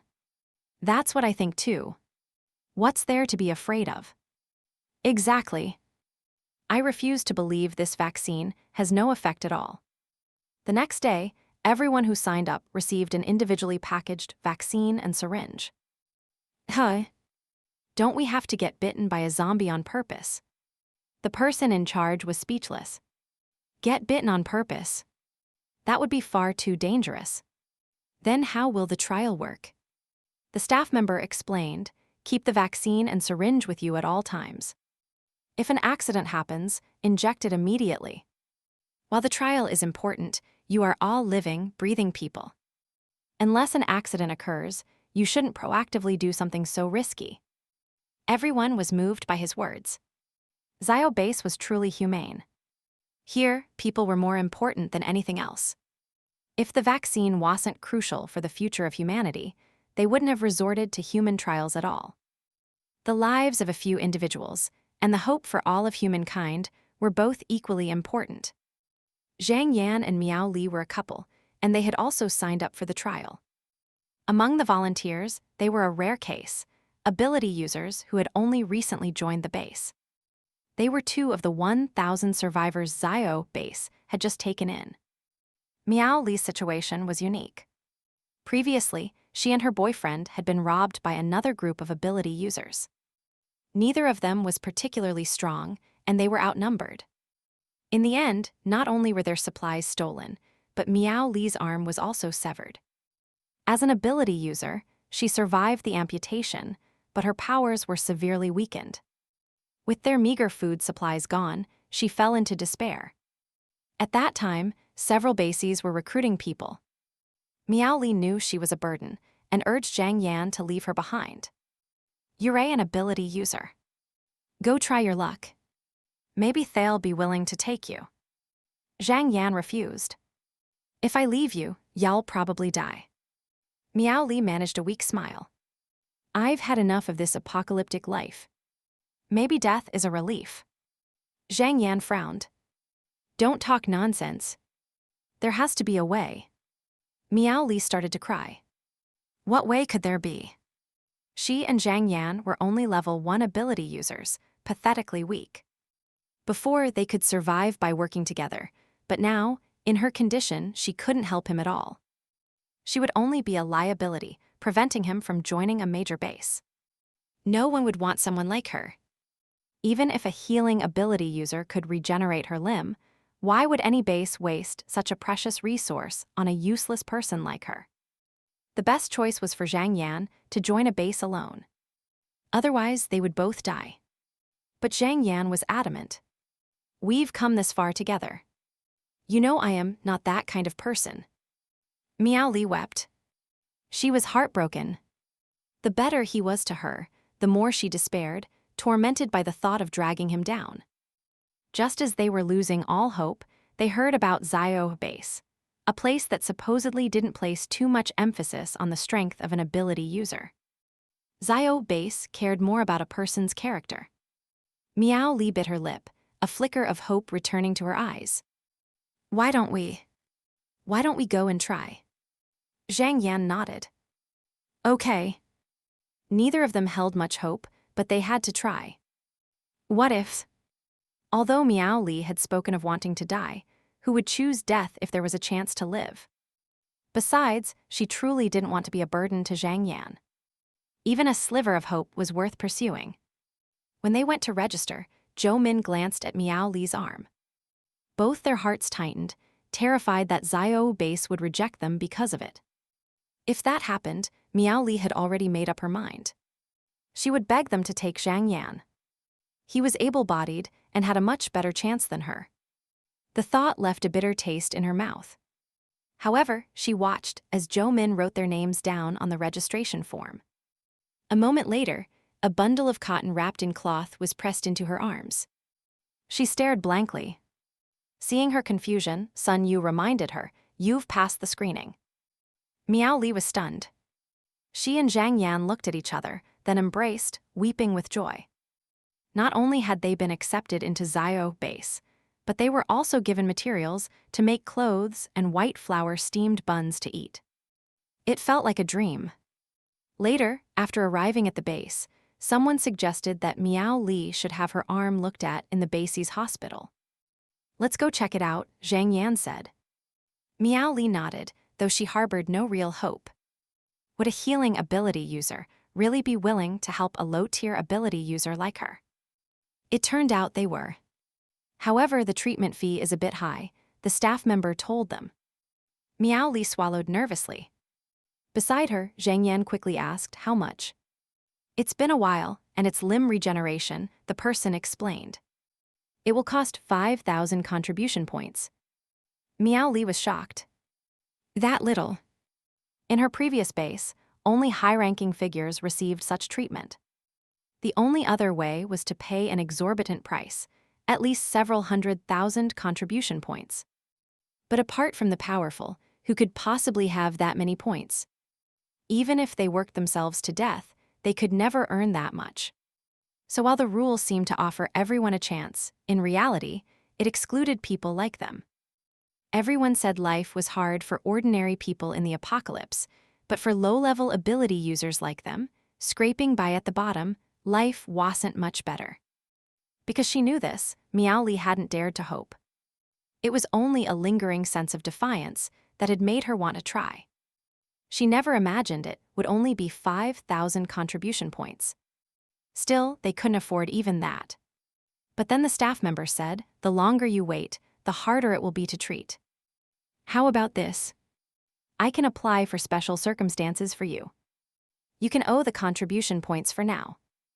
Miao Li and Zhang Yan were overjoyed. They never thought Xiaohe Base would be so benevolent as to allow them to take a loan on contribution points. "Thank you so much," Zhang Yan said immediately. "We're willing to take the loan." "We're willing." "Don't be so hasty," the person said. "Let me explain first. To prevent people from owing points for a long time with no intention of paying them back, you'll need to sign a contract. If that happens, we will be forced to assign you mandatory missions, and most of the contribution points you earn will go toward paying off the debt." Miao Li asked nervously, What's the time limit?" 6 months, the staff member replied. If you haven't paid it back after 6 months, we'll start assigning mandatory missions. Zhang Yan breathed a sigh of relief. 6 months is fine. We'll work hard every day. We can definitely pay it back. In the 2 days since they had arrived, he had already asked around. As ability users, it wouldn't be difficult for them to earn 5,000 contribution points in half a year. Xiaohe Base wasn't trying to make things deliberately difficult. Once Miao Li's arm was healed, she could pay back the points on her own, let alone with his help. Miao Li also felt at ease, her eyes shimmering with tears. I am willing to sign the contract. Zhang Yan smiled beside her. Put my name on it too. It'll be faster to pay it back with 2 people. This time, Miao Li didn't refuse. After they signed the contract, a healing ability user came over immediately to begin her treatment. Miao Li swallowed nervously, her one good hand clutching tightly onto Zhang Yan's. Zhang Yan was even more nervous than she was, his grip so tight it made her hand ache. They watched in awe as a white light appeared over her empty sleeve. As the healer used her ability, Miao Li felt a sharp pain originating from her very bones. The healing ability user said, "Hold still. Don't struggle, or it will affect the outcome." Miao Li quickly forced herself to be still. Her brow furrowed in pain, but the thought that her arm was growing back gave her the strength to endure. After what felt like an eternity, the treatment was over. Miao Li could already feel the presence of her arm again. She tentatively moved it and noticed that the new limb was much fairer than her original one, the skin soft and new. The healer, Chen Huan, was pale as she let out a breath. Go back and rest well. Don't use your ability right away. Miao Li nodded profusely, thanking her over and over. Chen Huan's head was throbbing, but she didn't feel the resentment she had felt back at her old base. Instead, a sense of deep satisfaction filled her.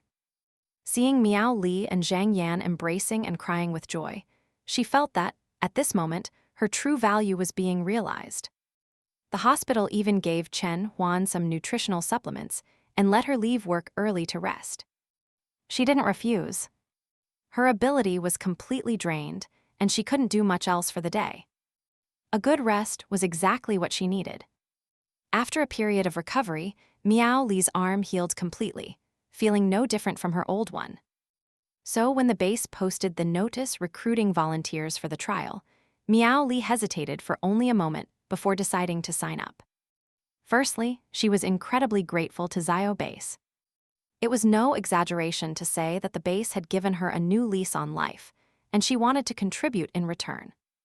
Secondly, participating in the trial came with a handsome reward of contribution points, enough to pay off her debt to the hospital in one go, with some left over. While they could pay it back slowly, it would mean living frugally for a long time. The food wasn't an issue, but crystal cores also cost contribution points. Now that they finally had a chance to improve their abilities, they had to seize it. Since both of them were relatively weak, they had been attending the base's training for ability users every day since their arrival. This was a huge blessing. Since the apocalypse began, ability users had been left to fend for themselves. Few were willing to spend time on what they considered untalented, low-tier ability users. They had to figure everything out on their own, making it incredibly difficult to level up. So, even if the training wasn't mandatory, they would have gladly paid contribution points to participate. It had to be said that the short period of structured training had advanced them more than half a year of fumbling on their own. The results were already showing. Zhang Yan was on the verge of reaching level 2, and Miao Li wasn't far behind. They needed crystal cores, but they also had a debt to repay. Neither of them liked being in debt, so they had been reluctant to use any cores, saving their points for repayment instead.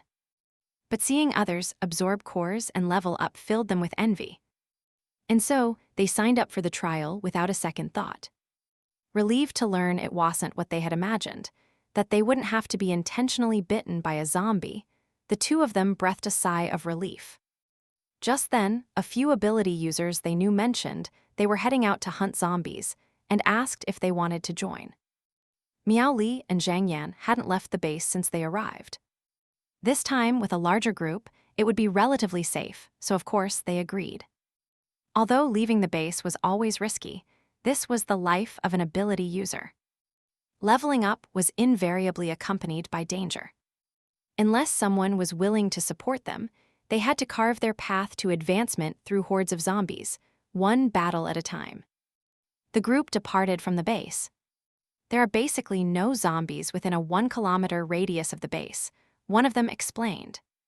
The base sends out teams to clear the area periodically, so we'll have to go a bit farther. No one had any objections and simply nodded. After their recent training, their confidence had grown. Besides, there were many of them. Though the highest level user among them was only level 2, they wouldn't be completely powerless even if they encountered a level 3 zombie. They never expected their bad luck to strike so perfectly. They ran into a level 3 zombie, and a particularly difficult lightning element one at that. They scrambled for cover, getting struck by lightning several times. The group was left in a sorry state, battered and exhausted, before they finally managed to kill the level 3 zombie. Miao Li, who still had some strength left, walked over and dug out the zombie's crystal core. She let out a breath and broke into a smile. Great. If we split this crystal core, we can each exchange it for a good number of contribution points. Yeah. I am going to treat myself to a meal at the canteen when we get back. Is the canteen really that good? I've never been, Miao Li asked curiously as she cleaned the crystal core. It's delicious. I've been craving it ever since I ate there once. It's a shame we just got to Xiaohe Base and don't have many contribution points. We need them for daily necessities, otherwise, I'd eat at the canteen every day. The person went on to describe the taste of various dishes. Miao Li's mouth watered just listening. It wasn't that she lacked self-control. Who had eaten so well since the apocalypse began? Even after joining Xiaohe Base, they hadn't dared to eat at the canteen because they were still paying off their debt. Just eating plain steamed buns every day already felt like a blessing. After all, at their previous base, they couldn't get a single bite of a white flour bun no matter how hard they worked. The most they had done was grit their teeth and trade for a bowl of pickles to eat with their buns, a luxury that made them feel so happy they could faint. She never imagined the canteen served such good food. Miao Li made up her mind. She would make eating at the canteen her goal. Once their debt was paid off, she would go and have a meal. As the group chatted and laughed, they noticed the level 2 ability user in their team had turned pale, his forehead beaded with sweat. What's wrong with you? Did you use up too much of your ability just now? Everyone asked with concern. Haha, want me to carry you? Someone joked. Unexpectedly, the level 2 ability user took a step back, his face ashen. You guys should go. What's going on? The smiles vanished from everyone's faces. The level 2 ability user closed his eyes and held up his hand. On the back of it was a scratch that didn't look like a normal wound. The skin around it was already showing signs of decay. I was accidentally scratched by that zombie, he said with a bitter smile. You should go. Before you leave. Kill me. Everyone's expression changed, and a sense of panic spread through the group. Although they were just a temporary team, they were all decent people. Seeing the level 2 ability user in this state, they all felt terrible. The man felt himself losing control. He shut his eyes again. Hurry, go. Some of the more emotional members started to cry. Without him, they never would have been able to kill that level 3 zombie. Miao Li and Zhang Yan were also stunned. Just moments ago, everyone had been ecstatic, but now the atmosphere was completely different. Suddenly, a thought struck Miao Li. Wait. I have the new vaccine the base developed. That's right, the vaccine. I heard they were recruiting volunteers for the trial. Quick, try it on him. At this point, it didn't matter if it worked or not. Anything was better than doing nothing. Miao Li quickly took out a syringe and the vaccine vial. After drawing the liquid, she injected it into the level 2 ability user's arm. The others watched, swallowing nervously. How is it? The level 2 ability user told them to keep their distance and shook his head. I don't feel anything at the moment. What? Does that mean it didn't work? Someone asked, disappointed. Their concern wasn't just for the man, but for their own futures. If the vaccine was effective, it meant that if they were ever scratched or bitten, they could just inject it immediately and not have to worry about infection, as long as they carried it with them. What do you mean it didn't work? Look, it's been a while, and he hasn't turned, has he? That means it's working. Another person exclaimed excitedly. Everyone looked and saw it was true. They were all ecstatic. After waiting a few more minutes, the level 2 ability user was still lucid. The wound on the back of his hand had stopped decaying. Instead, it was slowly regaining its healthy red color, eventually turning into an ordinary scratch. The group watched this happen in amazement. This is great. The vaccine really works. It works. Fantastic. Hahaha, to hell with these damned zombies. Does this mean we don't have to be afraid of zombies anymore? Is the apocalypse ending? Someone started to weep, thinking of their family. They had been bitten, and he had watched them turn into zombies, even attacking him. In the end, he had been the one to kill that zombie. If only there had been a vaccine like this back then. The group was a mixture of tears and laughter. When they returned to the base, they reported the day's events. The level 2 ability user needed to cooperate with a blood test for further examination. Following this incident, the vaccine's effectiveness was successfully verified time and time again. Zhiyu smiled faintly. After contacting the official channels, an announcement was quickly made. News that the zombie virus vaccine 1.0 had been developed and successfully tested spread throughout every major base. In an instant, the world was in an uproar. Ordinary people were thrilled that a vaccine existed, but worried they wouldn't be able to get it. Meanwhile, the major bases that knew something of Xiaohe Base's situation were in disbelief. Xiaohe Base was so small. The fact that they had produced so many mutated seeds was surprising enough, but now they had developed a vaccine. How was that possible? However, despite their disbelief, they knew Xiaohe Base wouldn't dare to make false claims about something so monumental. Everyone started making inquiries, trying to find out when Xiaohe Base had acquired such brilliant research talent. Cheng Base was among them. The manager of Cheng Base looked up as he listened to his subordinate's report. You're saying those 3 people came from our base? The subordinate kept his head bowed, not daring to meet his gaze, and nodded. Yes. The manager of Cheng Base thought back and vaguely recalled the incident. At the time, Xiaohe Base had said they discovered a sample suitable for research. Seeing it was just a small base, he hadn't paid it much mind. Still, he had agreed to send a few people over to assist with the research. Recalling this, the manager was filled with regret. If he remembered correctly, Xiaohe Base had initially intended to give them the sample, but he had pushed it away. The main reason was that the director of Cheng Base's research institute had claimed it would likely be a waste of time, and suggested just sending a few random people over. The manager had been persuaded and told the director to handle the arrangements. If I am not mistaken, he said those 3 were just doing odd jobs at the institute, didn't he? The manager sneered. Odd jobs? Could people who just did odd jobs achieve something like this? He had climbed his way up the ladder. He was well aware of the crooked dealings within the research institute. It was clear those 3 were capable, but had been ostracized. If he had known about their abilities, he would never have agreed to send them away. If they had taken the sample back then? The manager considered this, then shook his head. The research institute was apparently rotten to the core. Even if they had brought it back, they probably would have just wasted the sample. It was likely the vaccine would never have seen the light of day. But no matter what, the creation of the vaccine was a monumental piece of good news. Contact Xiaohe Base immediately. The manager pinched the bridge of his nose. After giving his orders, he added with a cold smile, It seems the research institute is due for a thorough house cleaning.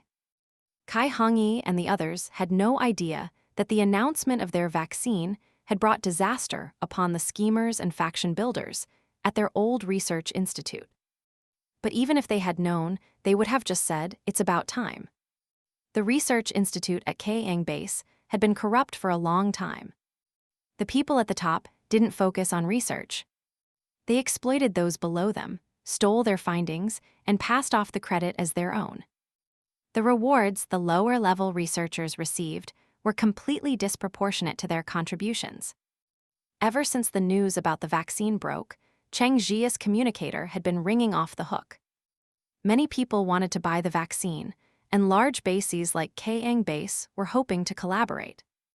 They offered to pay a handsome patent licensing fee, allowing them to produce the vaccine themselves. Listening from the side, Cheng Mo sneered, "Cunning old foxes." They would only have to pay a one-time fee to be able to produce a continuous supply of the vaccine, which was far more comfortable than having to purchase it from Xiaohe Base and be at their mercy. Zhiyu tapped his pen on the desk. "The vaccine is different. If possible, I'd like to mass-produce it. But with our base's current capacity, even if we worked day and night, who knows how long it would take to supply all these other bases." Lin Kang understood his meaning. "You're willing to license it. It's true, holding on to this ourselves isn't good for the general public in this apocalypse, nor is it good for our base. An innocent man is blameless, but his treasure is not. Right now, unless the patent was held by a major power like Xiaohe Base, no smaller base could hold on to it and still control the situation. Besides, a game changer like the vaccine wasn't something even Xiaohe Base would dare to hoard." After all, the officials were still around. The officials didn't look at the interests of individual bases. They hoped for the well-being of everyone. Fortunately, Cheng Zhiyu had no intention of keeping it for himself. Even if he could make a fortune from it, he found little meaning in that. He planned to license the patent, confident that the other bases wouldn't dare to act unscrupulously. Like before, hoarding the good stuff and not giving it to ordinary people. That was clearly impossible. The vaccine could potentially end the apocalypse. If you didn't give it to ordinary people, they would get infected and turn into zombies, creating an endless supply. When would the apocalypse ever end then? Moreover, the vaccine was formulated using cheap and common materials, so production capacity wouldn't be a major issue. He believed that after a while, the vaccine would no longer be a rarity. Cheng Mo praised from the side, "Zhiyu is so kind." Cheng Zhiyu shot him a look. "Now we need to discuss a suitable licensing fee." He wasn't a sucker. Of course, he was going to charge a fee. He planned to use the money for the base's construction. After some discussion, they settled on a price that, while painful for the major bases, was one they would be willing to pay. As for the smaller bases, they could also buy it. If they couldn't afford the fee, they could ask the officials to act as guarantors and buy it on credit. In the following days, every base got busy. After paying the licensing fee, they quickly ramped up production. The officials also mandated a strict rule. For every batch of vaccines produced, a certain quota had to be allocated to ordinary people. This was to prevent the vaccine from being monopolized by the upper echelons. Other things could be overlooked, but the vaccine was non-negotiable. Anyone who dared to scheme around this would have to see if they could bear the consequences. Cheng Zhiyu was quite pleased with the officials' firm stance. While it couldn't completely eliminate selfish behavior, it protected the rights of ordinary people to a large extent. And since Xiaohe Base didn't need to supply other bases, its members were now well-stocked. Anyone leaving the base would carry several doses of the vaccine with them. Cheng Zhiyu looked at the massive income from the licensing fees. He had opted for a one-time buyout, which was why he set the price quite high. Some thought Xiaohe Base was foolish. They argued that the fee should be collected annually for a continuous stream of income. Cheng Zhiyu explained, "I want to lower the cost barrier. If we collect the fee annually, the bases will just pass that cost on to every dose of the vaccine purchased. That's not the outcome I want. The vaccine should be affordable. The officials were deeply moved when they heard this, looking at the young base leader with newfound respect. A person like him truly had the bigger picture in mind. Because the officials held him in high regard, they warned the bases that were trying to delay payment. The message was clear. He's already given you such a favorable deal and taken a huge loss himself. You still want to drag your feet on the fee. Isn't the money he invested in research still money? Any further delay would be shameless. Of course, the officials wouldn't use the word shameless directly, but that was the gist of it. The warned bases didn't dare to cause any more trouble and obediently paid up. Meanwhile, Zhiyu rubbed his nose, feeling a little guilty.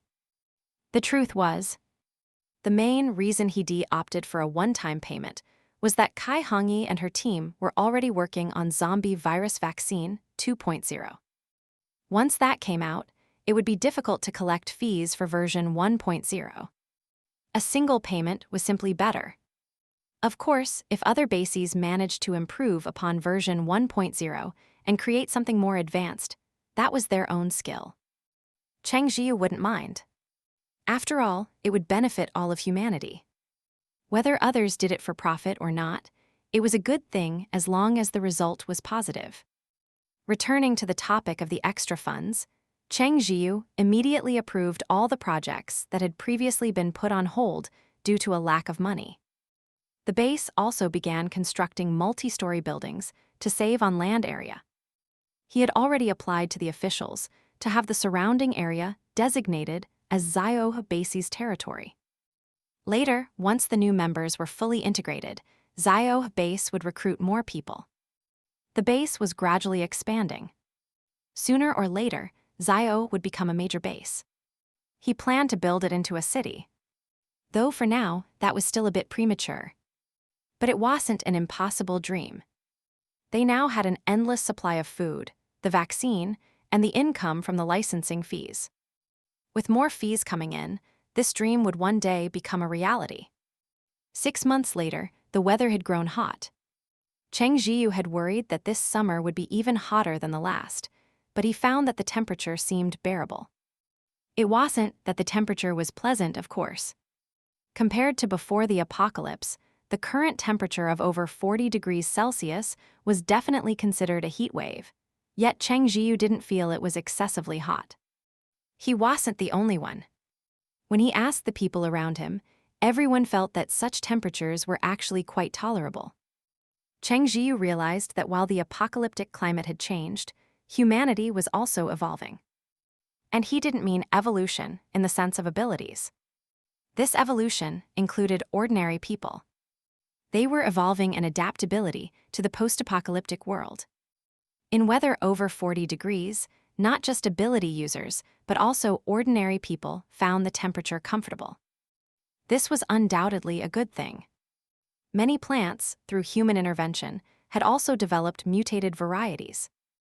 These mutated seeds were well suited to the apocalyptic climate, growing freely, just like plants before the end of the world. Zhiyu had cultivated not only many types of tree seeds, but also grass seeds. Whenever he had free time, he would ride Xiaohe and scatter grass seeds everywhere outside the base. The mutated grass seeds were just like the grass from before the apocalypse. A casual scattering was enough for them to sprout. After a while, the land would be covered in a lush green carpet. Occasionally, herbivorous mutated animals could be seen grazing by the roadside, their expressions clearly showing their enjoyment. Compared to the withered, yellow landscape of the previous year, this was undoubtedly a beautiful sight. If one didn't venture too far and stayed near Xiaohe Base, they might even find it hard to tell whether it was before or after the apocalypse. The lush grass around Xiaohe Base attracted many animals. When Zhiyu went out, he would sometimes see little rabbits hopping about, nibbling on the grass. Cheng Mo completely ruined the mood by saying, "I'm craving spicy rabbit heads." Zhiyu was speechless. "Did I not let you eat them before?" "I didn't get to eat my fill," Cheng Mo said, aggrieved. The base's livestock industry was now beginning to take shape. Rabbits, being the fastest breeders, already numbered in the hundreds. Residents could buy them from the farm. Cheng Zhiyu himself was craving spicy rabbit heads, so he bought 5. At first, when Cheng Mo heard they were eating rabbit heads, he was disdainful. Why eat the head when there's perfectly good meat? Cheng Zhiyu said, "You're not having any." Perfect, more for me. Seeing his expression, Cheng Mo hesitated. It seemed rabbit heads might be something special. He immediately changed his tone. Well, I'll give it a try then.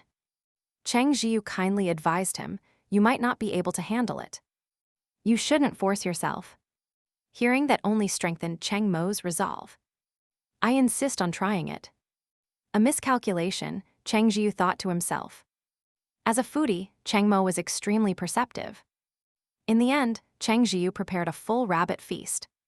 Spicy rabbit heads, spicy dry-fried rabbit, and braised rabbit meat, accompanied by some vegetables to cut the richness.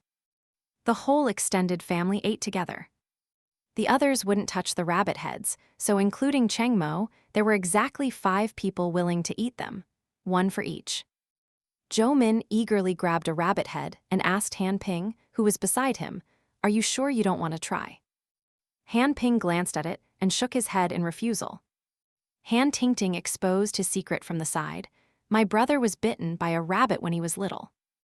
He has a psychological aversion to them and won't eat the heads. Han Ping. Zhou Min laughed. What's there to be afraid of? It bit you, so you should get your revenge. You're really not having any. I'm not eating it, Han Ping refused firmly. Zhou Min. All right then. Nearby, Tian Kaio looked at Tian Manman. If you don't like it, you can give it to me. The foodie Tian Manman, much like Cheng Mo, had never tried it before but was eager to. At that moment, she was gnawing on hers intently. Hearing him, she looked up at Tian Kaio in confusion. Tian Kaio. Never mind. Cheng Zhiyu glanced at Cheng Mo, who was elegantly putting on gloves and picking up a rabbit head, seemingly studying where to take the first bite. If you don't want to eat it, just forget it, he said. Upon hearing that, Cheng Mo took a bite and was instantly blown away. Delicious. Cheng Zhiyu. Good to hear. In the end, each person finished their rabbit head, still wanting more. After that, Cheng Mo was completely hooked on rabbit heads. Unfortunately, each rabbit only had 1 head, and the Base's farm hadn't yet reached a scale where they could be eaten casually. In fact, most residents who bought rabbits took them home to raise, as the farm promised to buy them back later, providing another source of income. So, Cheng Zhiyu estimated that in another 6 months to a year, the Base's rabbit population would have grown significantly. Cheng Mo lamented, "That's so long." Cheng Zhiyu nearly laughed himself dizzy. Cheng Mo really loved to eat. It was precisely because they were scarce that the moment Cheng Mo saw a rabbit run by, he started craving spicy rabbit heads. Stop drooling, it's long gone, Cheng Zhiyu comforted him, patting his head and making a grand promise. When the time comes, we'll open a spicy rabbit head shop in the base. Then you can eat as much as you want, to your heart's content. Cheng Zhiyu had already implemented a new policy, encouraging residents to use their talents and open more shops. Cheng Mo said, "Then I want to be the VIP." Cheng Zhiyu agreed on the surface, but inwardly he was thinking, Cheng Mo wouldn't eat all the rabbit heads in the shop at once, would he? Cheng Mo, unaware of his thoughts, saw how much Cheng Zhiyu doted on him and smiled. Let's open one in my hometown too. The rabbits there breed way too fast, Cheng Mo said. We really need to curb their population. Cheng Zhiyu. Among beastmen. Though he hadn't finished his sentence, Cheng Mo understood instantly. He curled his fingers and rapped his knuckles on Cheng Zhiyu's head. What are you thinking? I am talking about ordinary rabbits. Cheng Zhiyu let out a sigh of relief. Oh good.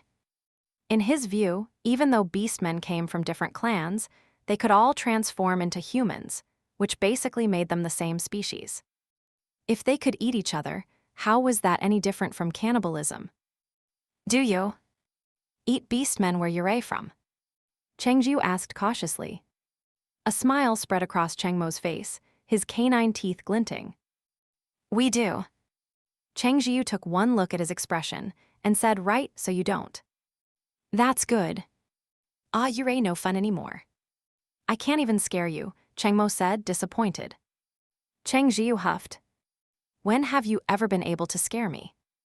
"I just can't bear to," Cheng Mo murmured, nuzzling against him. Just as Cheng Zhiyu was about to say something, Cheng Mo spoke again. "Zhiyu, my back is itchy." Hearing this, Cheng Zhiyu reached out to scratch it for him. "What's wrong?" "I think my wings are about to grow in." "Really?" Cheng Zhiyu's eyes lit up with surprise. Cheng Mo nodded.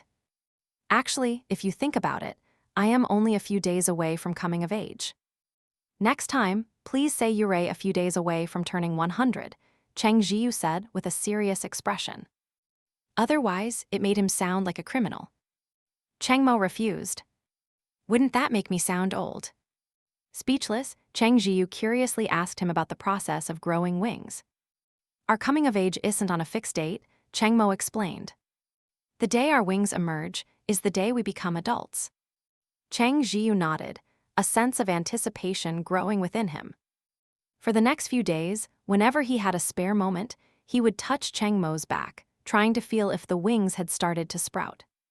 Cheng Mo was under a lot of pressure. What if his wings came out ugly? A thought suddenly occurred to Cheng Zhiyu, and he asked, "When your wings first grow, will they be tiny, featherless little things?"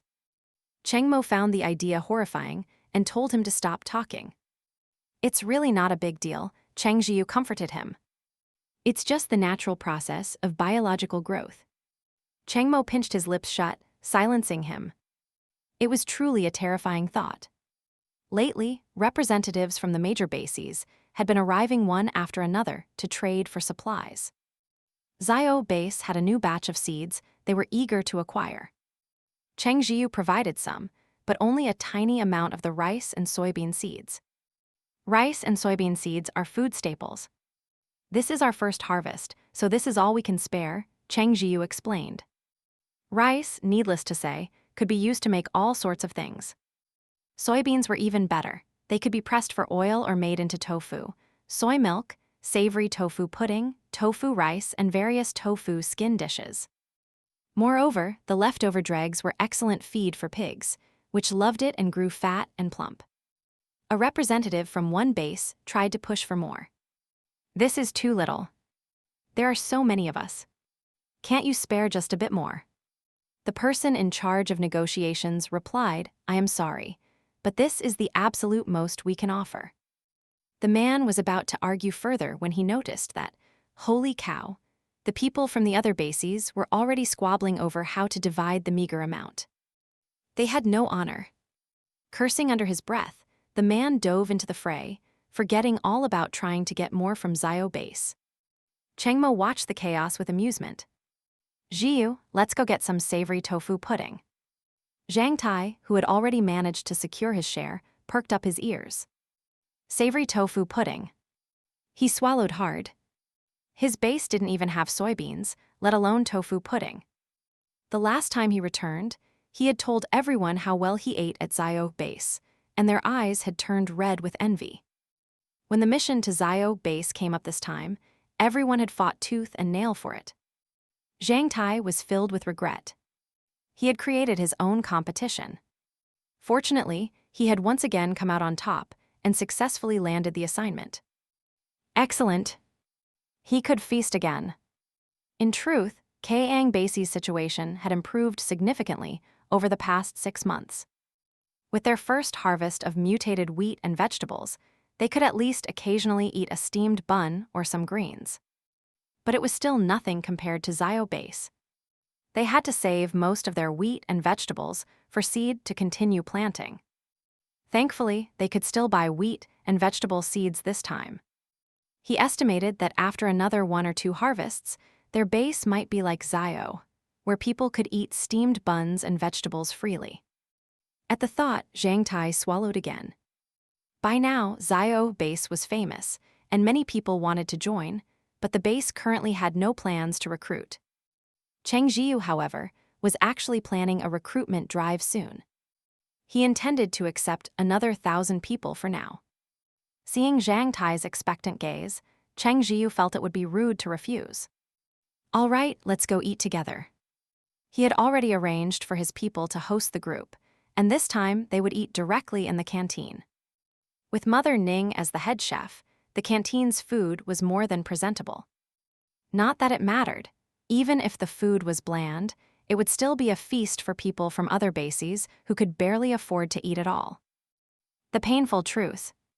It wouldn't be right to invite just one person for tofu pudding, so in the end, the entire delegation went along. Cheng Mo was displeased. These people had no tact at all.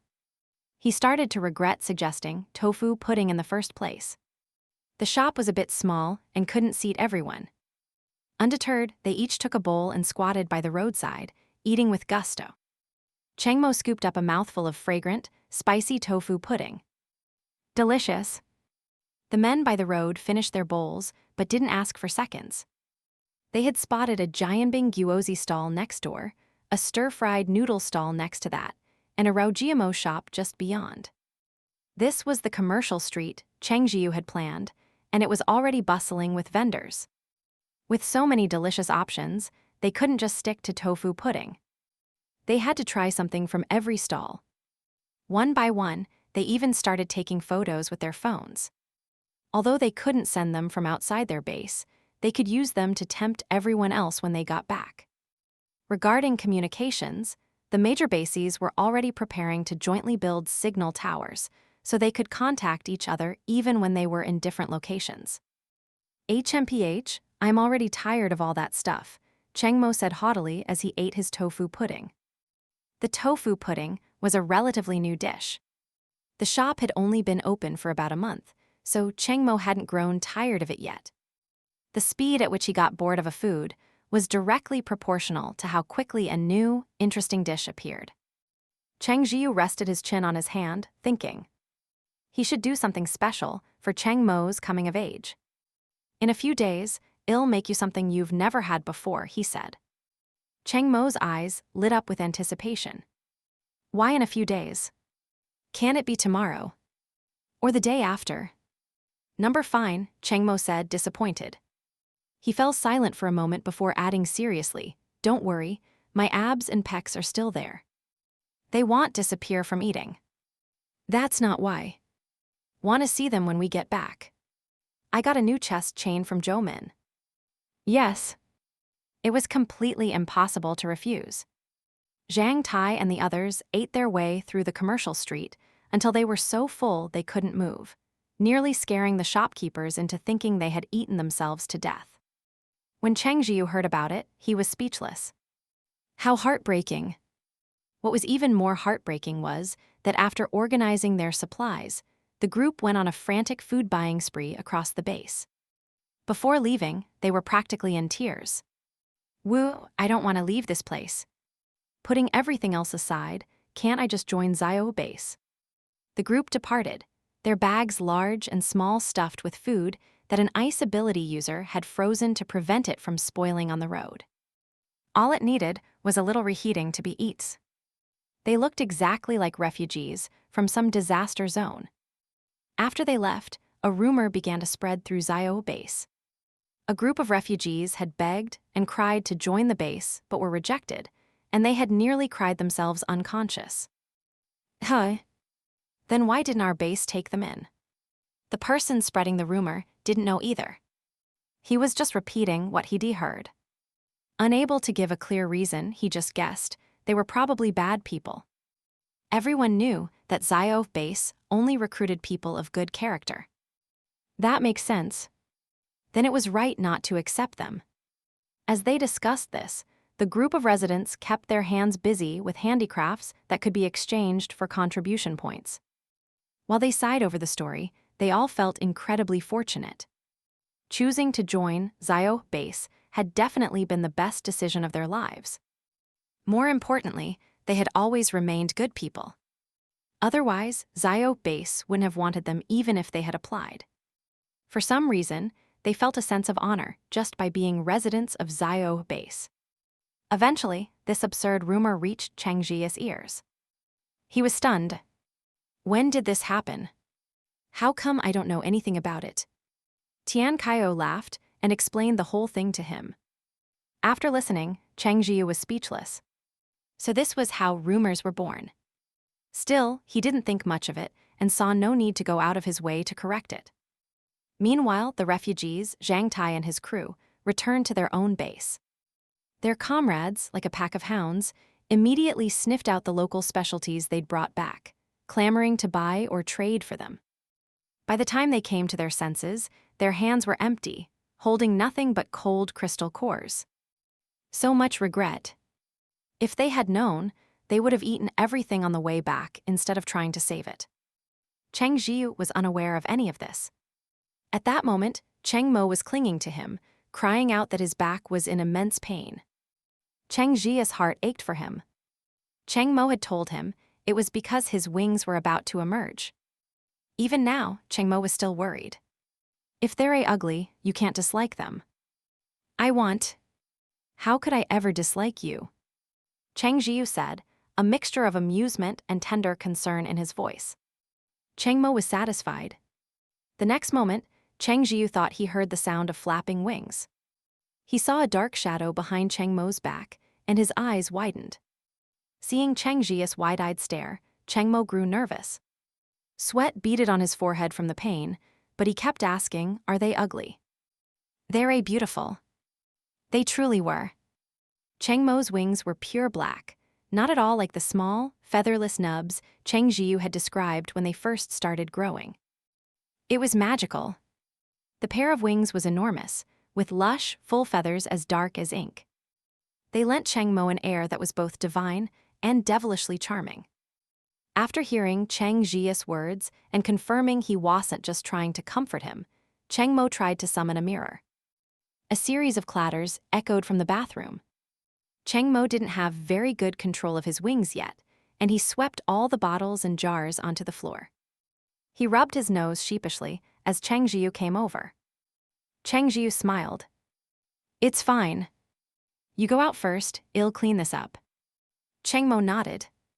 He tried to retract his wings, but couldn't. He wasn't worried, though.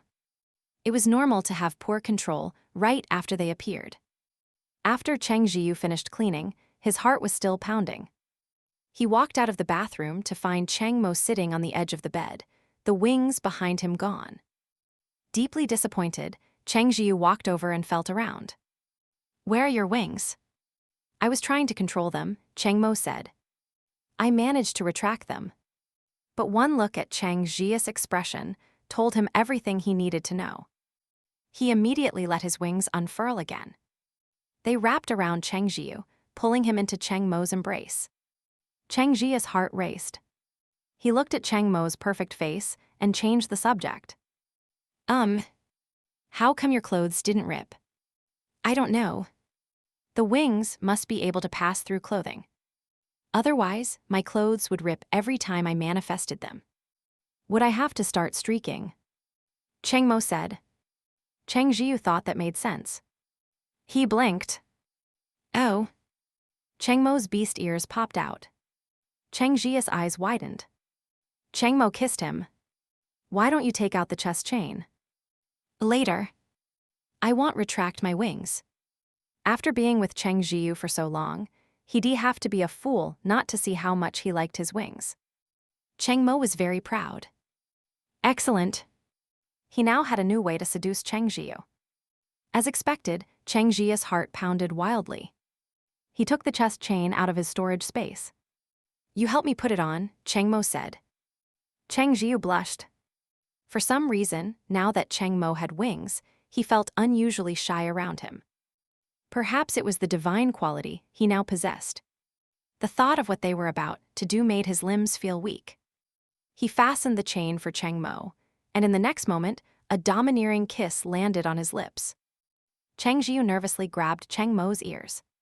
Finally, the pair of wings enveloped him.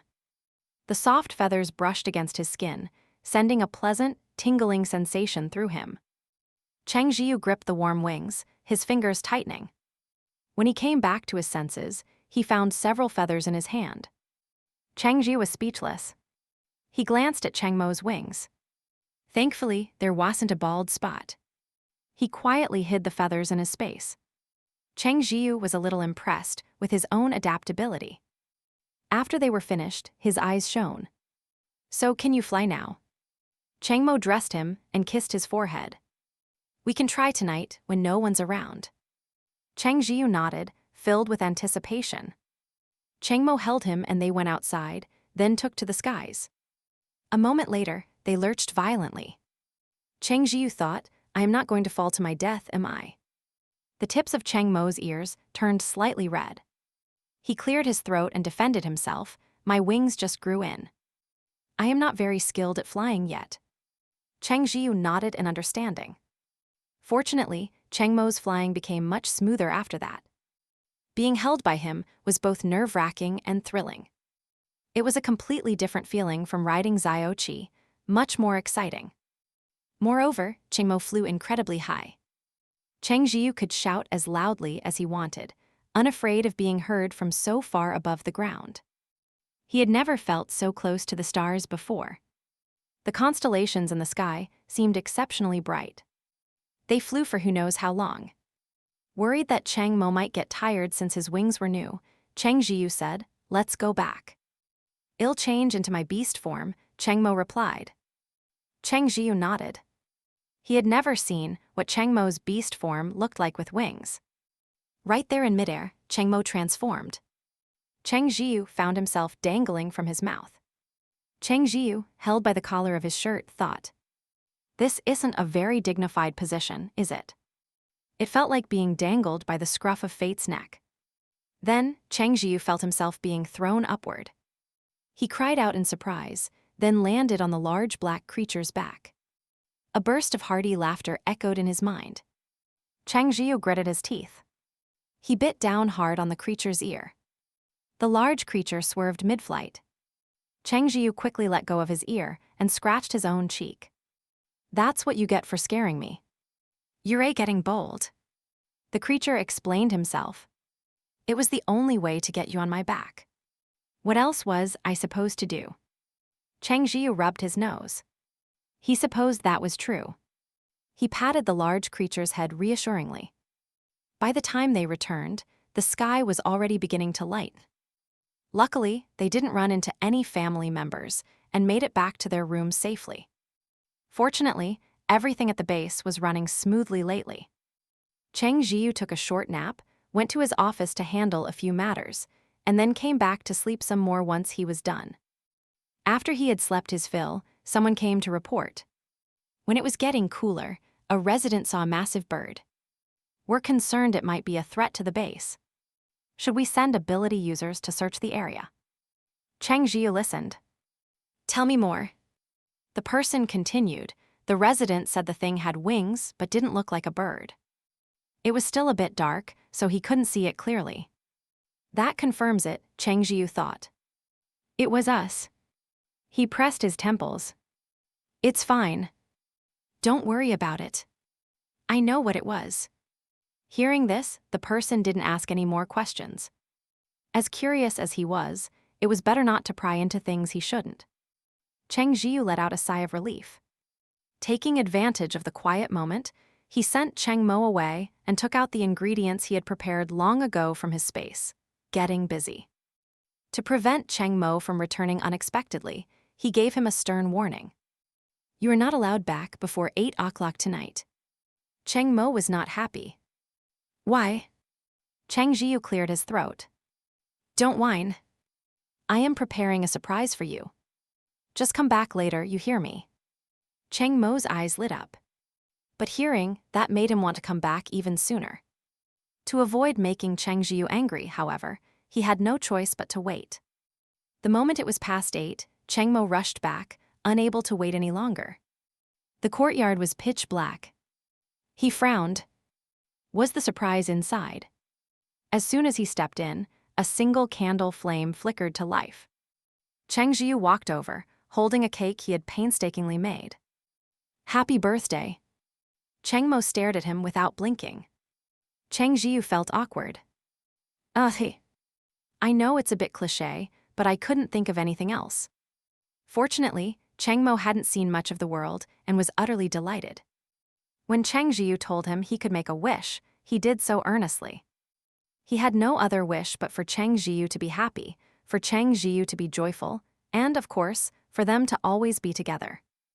After he blew out the candles, Cheng Mo felt his hand being held, and then something was slipped onto his finger. Someone turned on the lights. Cheng Mo looked down and saw a ring on his finger. He smiled, knowing what a ring signified. Birthday wishes really did come true. Cheng Zhiyu cleared his throat. Let's cut the cake. The whole table is filled with your favorite foods, including spicy rabbit heads. I am so happy, Cheng Mo thought. Tian Kaio and the others came over. I was wondering why Cheng Zi was cooking up such a huge feast today. So it's Brother Hai's birthday. It was actually his coming-of-age ceremony, but that was too hard to explain, so they just treated it as his birthday. Cheng Mo was overjoyed, his smile stretching from ear to ear. It's because Zhiyu likes me so much. Cheng Zhiyu was speechless. He blushed slightly. His parents and the other elders were all here, after all. He cleared his throat. Hurry and cut the cake. You have to share it with everyone. He reminded Cheng Mo, afraid he wouldn't understand. As it turned out, Cheng Mo truly didn't understand. Hearing that he had to share his cake with everyone, he secretly sent a mental message to Cheng Zhiyu. Can't I just not share? Cheng Zhiyu gave him a look. Of course not. Cheng Mo understood, feeling a pang of sorrow. You shouldn't have invited so many people today. With so many people, his cake would be all gone. Hurry up and share, Cheng Zhiyu whispered. Do you want to eat it all by yourself and get fat? Cheng Mo muttered, it's not like I wanted to eat it all by myself. He began to cut the cake, serving the elders first, then Tian Kaio, Zhou Min, and the others. Tian Manmin was not shy at all. He held out both hands and grinned. Brother Hai, cut me a bigger piece. It looks delicious. Cheng Mo thought. You think I don't know it's delicious? Zhiyu had made this for him. Cutting the cake for him felt like his heart was bleeding. Fortunately, the cake was big enough, and there was still a lot left over. Cheng Mo smiled and cut an enormous slice for Cheng Zhiyu. I can't finish this, Cheng Zhiyu said. The first bite of cake was always amazing, but it was easy to get sick of it if you ate too much. It's fine, Cheng Mo said. You can give me what you don't finish. All right then, Cheng Zhiyu thought. As everyone ate, Cheng Mo took a bite of the cream cake and was instantly blown away. He glanced at the slice of cake next to each person. Cheng Zhiyu was speechless. He knew exactly what Cheng Mo was thinking without even having to guess. There was a massive spread of food on the table today, so there was no need to worry about not having enough. Han Tingting was moved as she ate, remarking, Brother Hai, can't you have a birthday every day? No way, Cheng Mo said. Wouldn't Zhiyu be exhausted? Han Tingting was speechless. What a huge display of affection. It was a pleasant meal. Afterward, Cheng Mo grabbed Cheng Zhiyu's hand and held it up for him to see the ring on his finger. Why were you so secretive when you put the ring on me just now? Cheng Zhiyu's face grew hot. What nonsense are you talking about? When was I being secretive? Cheng Mo didn't argue, simply gazing at the ring on his finger. Though it was a simple, plain band, he was incredibly fond of it. Zhiyu, do you know what a ring represents? Feeling embarrassed, Cheng Zhiyu decided to play dumb. I don't know. Cheng Mo didn't mind. He placed his hands on Cheng Zhiyu's shoulders and said, it means a marriage proposal. Cheng Zhiyu coughed lightly, finding it a bit hard to meet Cheng Mo's gaze. That's not always what it means, right? You still don't have a good enough grasp of human culture. Cheng Mo lifted a hand and turned his face to look directly at him. But I think that's exactly what you meant. Cheng Zhiyu was at a loss for words. So you understand me better than I understand myself. A giddy smile spread across Cheng Mo's face. So Zhiyu proposed to me. Cheng Zhiyu rubbed his nose. I accept, Cheng Mo said. He leaned his head on Cheng Zhiyu's shoulder and asked, so when will you marry me? Before we go to your hometown, Cheng Zhiyu replied. Cheng Mo lifted his head, his eyes shining as he stared at Cheng Zhiyu. He hadn't expected to get an answer. before they went to Cheng Mo's home. By then, the state of the post-apocalyptic world would most likely have stabilized. It would be an appropriate time for them to get married. Cheng Mo's gaze deepened as he looked into Cheng Zhiya's eyes. Both of them were a little dazed, unconsciously drawing closer. Just as their lips were about to touch, Cheng Zhiyu came to his senses, turning his head away to remind him, "We're outside." Cheng Mo turned his head back. "So what if we're outside?" At a moment like this, who cared whether they were inside or out? Besides, they were in a secluded spot. What was there to be afraid of? When it was over, Cheng Zhiya's lips were bright red. He frowned and cursed, "Cheng Mo, are you a dog?" He bitten his lips until they were numb. "I am," Cheng Mo admitted. Cheng Zhiyu was speechless. He really was. A dog with wings was still a dog. Following the zombie virus vaccine 1.0, the release of zombie virus vaccine 2.0 was announced. Unlike 1.0, which was only effective after being bitten by a zombie and useless if administered beforehand, 2.0 remedied this flaw. Furthermore, 2.0 was effective for half a month, meaning a vaccination every 2 weeks would eliminate the fear of zombie bites. Thanks to the advent of 1.0, the zombie population was no longer increasing as rapidly as before. Once 2.0 was widely distributed, the number of zombies would surely shrink even further. As long as they kept killing zombies and no new ones were created, the population would naturally decrease. Still, Kai Hongyi and the others weren't entirely satisfied with 2.0. Some vaccines can provide lifelong immunity with a single shot. That's a bit difficult for the zombie virus vaccine, but we hope to at least get it to a once-a-year injection. In truth, a bi-weekly injection was more profitable, as people would have to get vaccinated every half-month. But Kai Hongyi and her team clearly weren't thinking about that. Their only goal was to create the best possible vaccine. "You've already done an amazing job," Cheng Zhiyu said. "But of course, I support you in aiming for higher ideals." Kai Hongyi smiled. "Then we'll get back to our research." Previously, they had been respectful and polite toward Cheng Zhiyu, but after spending more time with him, they realized he wasn't like other leaders. He didn't care for empty formalities. If you wanted him to value you, sucking up wouldn't work. It was better to improve your skills than to waste time on such things. As expected, Cheng Zhiyu didn't feel slighted in the least. Wasn't this how researchers were supposed to be? Their Xiaohe Base needed precisely these kinds of dedicated scientists. Cheng Zhiyu picked up the research report on Vaccine 2.0 and started flipping through it. After a moment, a headache began to set in. He only had a bachelor's degree. How could he possibly understand this? Thankfully, no one was about to say, "Let me quiz you." However, Cheng Zhiyu had a mischievous streak. He handed the document to Cheng Mo and asked, "Can you understand this?" Sure enough, Cheng Mo's brows furrowed. "What is this?" "I can't read it." Cheng Zhiyu laughed. Cheng Mo pinched his cheek. "What's so funny?" "I bet you can't understand it either." "We're a match made in heaven."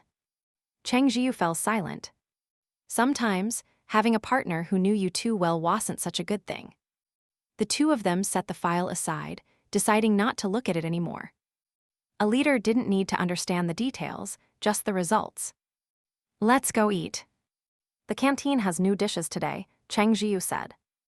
The mention of food immediately perked Cheng Mo up. "All right." Cheng Zhiyu pulled him along. Let's go. We need to hurry before another base calls." It was a good thing they left quickly. The moment they were out the door, the communicator rang.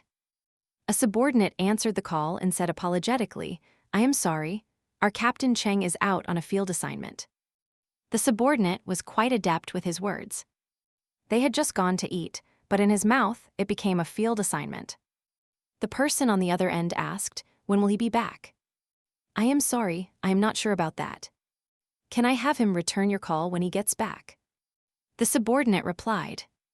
As soon as he hung up, another call came in. Eventually, the subordinate's throat was hoarse, but he was still happy. Their Xiaohe base was incredibly popular. The callers were all managers of major bases, yet they were all extremely polite to him. The subordinate felt a surge of pride. When the base was strong, their own status rose with it. Meanwhile, Zhiyu and Cheng Mo were waiting in line at the canteen. Since there were new dishes today, the place was packed. The person in front of them complained, "I ran here as fast as I could, but there are still so many people." His companion replied, "Can't be helped. We work in the official departments, so our clock-out times are fixed. It's different for them. They can come whenever they want." "That makes sense," the first person said. "Everyone used to be jealous of us, but now I am starting to envy them." His companion nodded. "Things are different now. Even if you don't work in an official department, you can still live well. My neighbor sells hand-pulled pancakes from a stall and earns a ton of contribution points every day. I heard Captain Cheng and his boyfriend go there often. His boyfriend can eat a dozen in one go." Someone further up the line exclaimed, "Damn, doesn't that make Captain Cheng's boyfriend a fatty?" Cheng the fatty Mo was speechless. Seeing his crestfallen expression, Zhiyu reached out and patted his shoulder. The two people who had been talking exchanged a look, then said to the man in front of them, "You must be new here, right?" "Yeah, I just joined the base a month ago." "How did you know?" the man asked. The other person chuckled. "Because we've all seen Captain Cheng's boyfriend. He's not fat at all, he's super handsome. He's an ability user, and a very powerful one at that. He probably burns a lot of energy, so he eats more." The man in front nodded. "Oh, I see. Ability users do tend to eat more than ordinary people." His companion cleared his throat. "Let's not talk about that. By the way, you just joined a month ago, and you're already eating at the canteen." The man in front grinned. "I work at the construction site, and they provide food and lodging. I've saved up all my contribution points since I arrived. I've been hearing about the canteen's food for over half a month, so I decided to bite the bullet and come try it." The construction site he mentioned was for the large buildings being erected outside. The new batch of residents had no trouble finding work. The construction site was desperately short-staffed, so they had jobs waiting for them as soon as they arrived. Plus, meals were included. Although the work was tiring, all the workers had put on weight. After all, before coming here, life had been just as exhausting, but they never had enough to eat. In just 1 month, these people had already developed a sense of belonging to Xiaohe Base. "Well, you didn't come in vain," his companion said. "They have braised pork belly today. It's a bit more expensive than cooking for yourself, but it's totally worth it." The man in front was already swallowing hard, having caught the fragrant aroma. Cheng Mo's mood had lifted, the gloom from being called a fatty completely gone. But it seemed like everyone in the base knew he had a huge appetite. He looked at Zhiyu. "Zhiyu, you don't mind, do you?" "Of course not," Zhiyu said. "It's not like you just started eating a lot today." Cheng Mo paused. Why does that not sound quite right? Perhaps because the two of them were whispering in the back. The few people talking in front turned around and instantly grew tense. Captain Cheng." Zhiyu offered a friendly smile. "It's after hours. Just treat me like a regular resident." The others nodded stiffly, especially when they saw Cheng Mo was there too. They grew even more rigid. Rumor had it that this one was very fierce. Cheng Mo thought to himself, "I am actually very friendly. By the way, I heard the canteen is opening another service window," Zhiyu asked. The man quickly nodded. "Yes, it seems they've hired a few more good cooks. In a couple of days, the lines probably won't be this long." Zhiyu nodded. These days, apart from the newly arrived residents, most people in the base visited the canteen every few days. The continuous development of Xiaohe Base had filled them with hope. They no longer frantically hoarded grain or hesitated to eat their fill. Now, all they needed were contribution points. As for grain, buying it and letting it sit would just turn it into stale old stock. It was better to hold onto contribution points. As long as you had them, you could buy what you needed from the official grain store, where prices rarely rose and would, in fact, gradually fall. This was because the Base's farmland had expanded again, yielding more and more grain and vegetables. The grain store had even started selling vegetables now, freshly picked from the fields each day, so tender they still had dew on them. While not everyone had meat at every meal, they at least had vegetables and steamed buns. And for those who preferred it, there was also white rice. News of the good life at Xiaohe Base had spread far and wide, and everyone wanted to join. Unfortunately, Xiaohe Base only recruited people once in a long while, and the spots were limited. Each time, it was a mad scramble.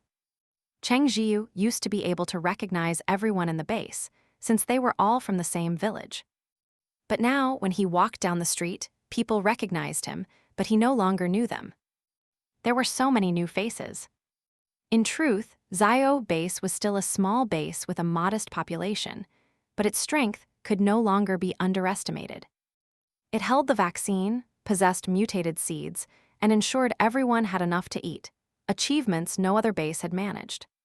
Furthermore, all the ability users at Xiaohe Base participated in training. While an individual might not be as strong as a top-tier user from another base, when they fought as a team, even those powerful individuals wouldn't necessarily be able to defeat them. Ability users in other bases focused on individual development. Unless they had an exceptionally close relationship, the kind where they could entrust their backs to each other and cooperate seamlessly, they remained wary of everyone else. After all, no one knew when someone might stab them in the back. An incident like that had occurred at another base. A group was out killing zombies together. One of the ability users held a grudge against another over a minor argument from 2 days prior. In the heat of battle, he treacherously attacked his teammate, severely injuring him. But his actions ended up backfiring.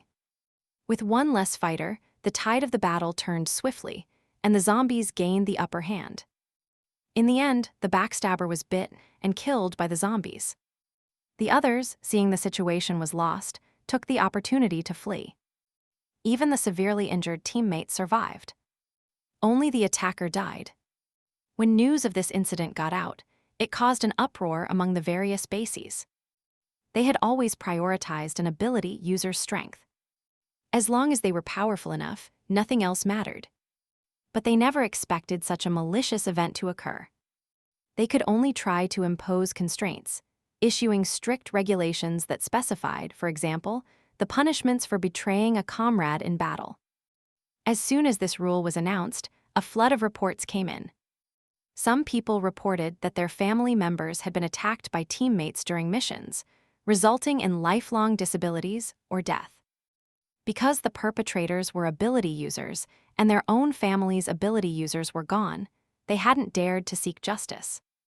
Now, with this new regulation, they finally found the courage to speak the truth and seek retribution for their loved ones. Since the base leadership had established the rule, they couldn't simply ignore the reports. But upon investigation, they discovered that many of the culprits were powerful ability users who had made significant contributions to the base. Should they enforce the rule or not? If they did, how should they handle these people? They represented a huge portion of the base's combat strength. But if they let it slide, the situation would only worsen. Those who honestly completed missions and served the base would become disheartened.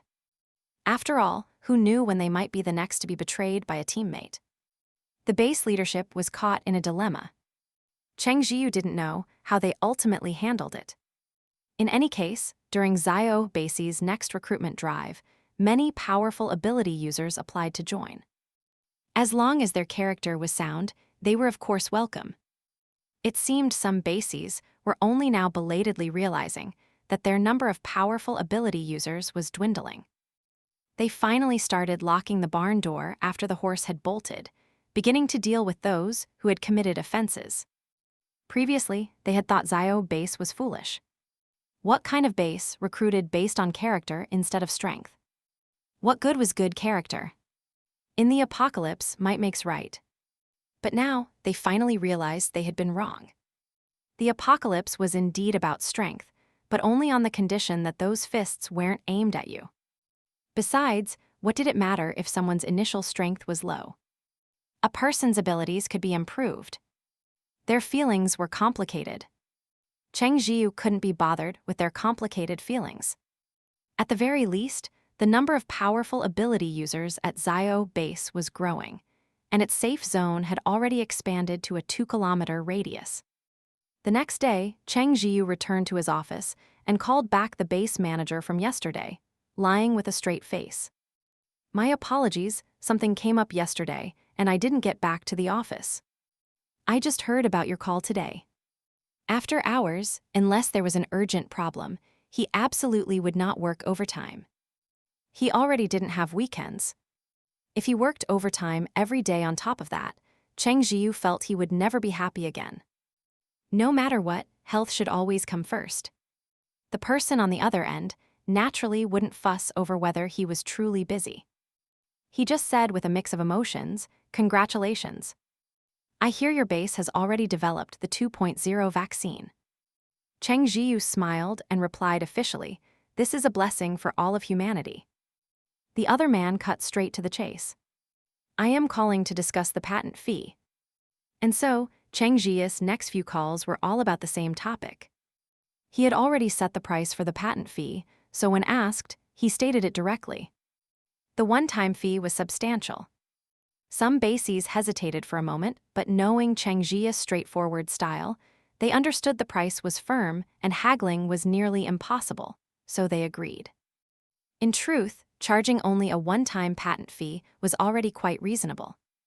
If this technology had fallen into the hands of another base, they would have milked it for all it was worth.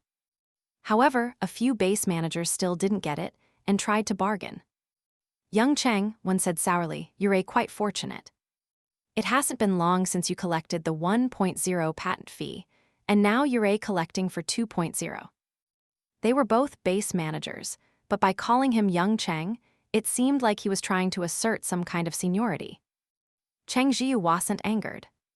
"You can't put it like that," he said. "I support those researchers and provide them with materials. None of that falls from the sky."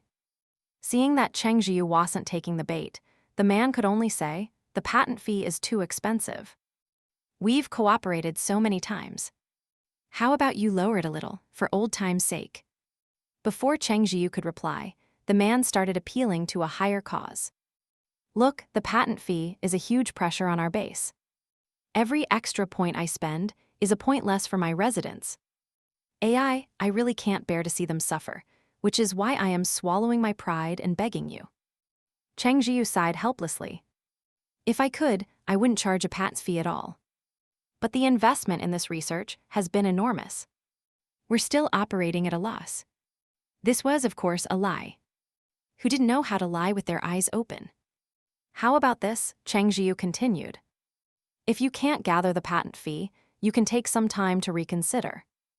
Our base has other services, you know. You could buy the finished vaccine from us. That way, you save on the patent fee, you save on production costs, and your residents won't have to suffer. What do you think?" "AI. That's not how it works," the man replied. No one was a fool. The vaccine was the most important resource in the apocalypse. Not having the production method and relying entirely on another base for supply was no different from handing over their lifeline to someone else, letting them hold it in their grasp. No smart person would choose that option to save money in the short term. Zhiyu smiled. "To be honest, if your base were to buy the finished vaccine from us, our production capacity might not even be able to keep up. Or perhaps you could buy from another base. The ones who paid the patent fee have production rights." The man started to say something, but Zhiyu cut him off with feigned casualty. "My apologies, another call is coming in. I have to go for now. You can think it over. There's no rush."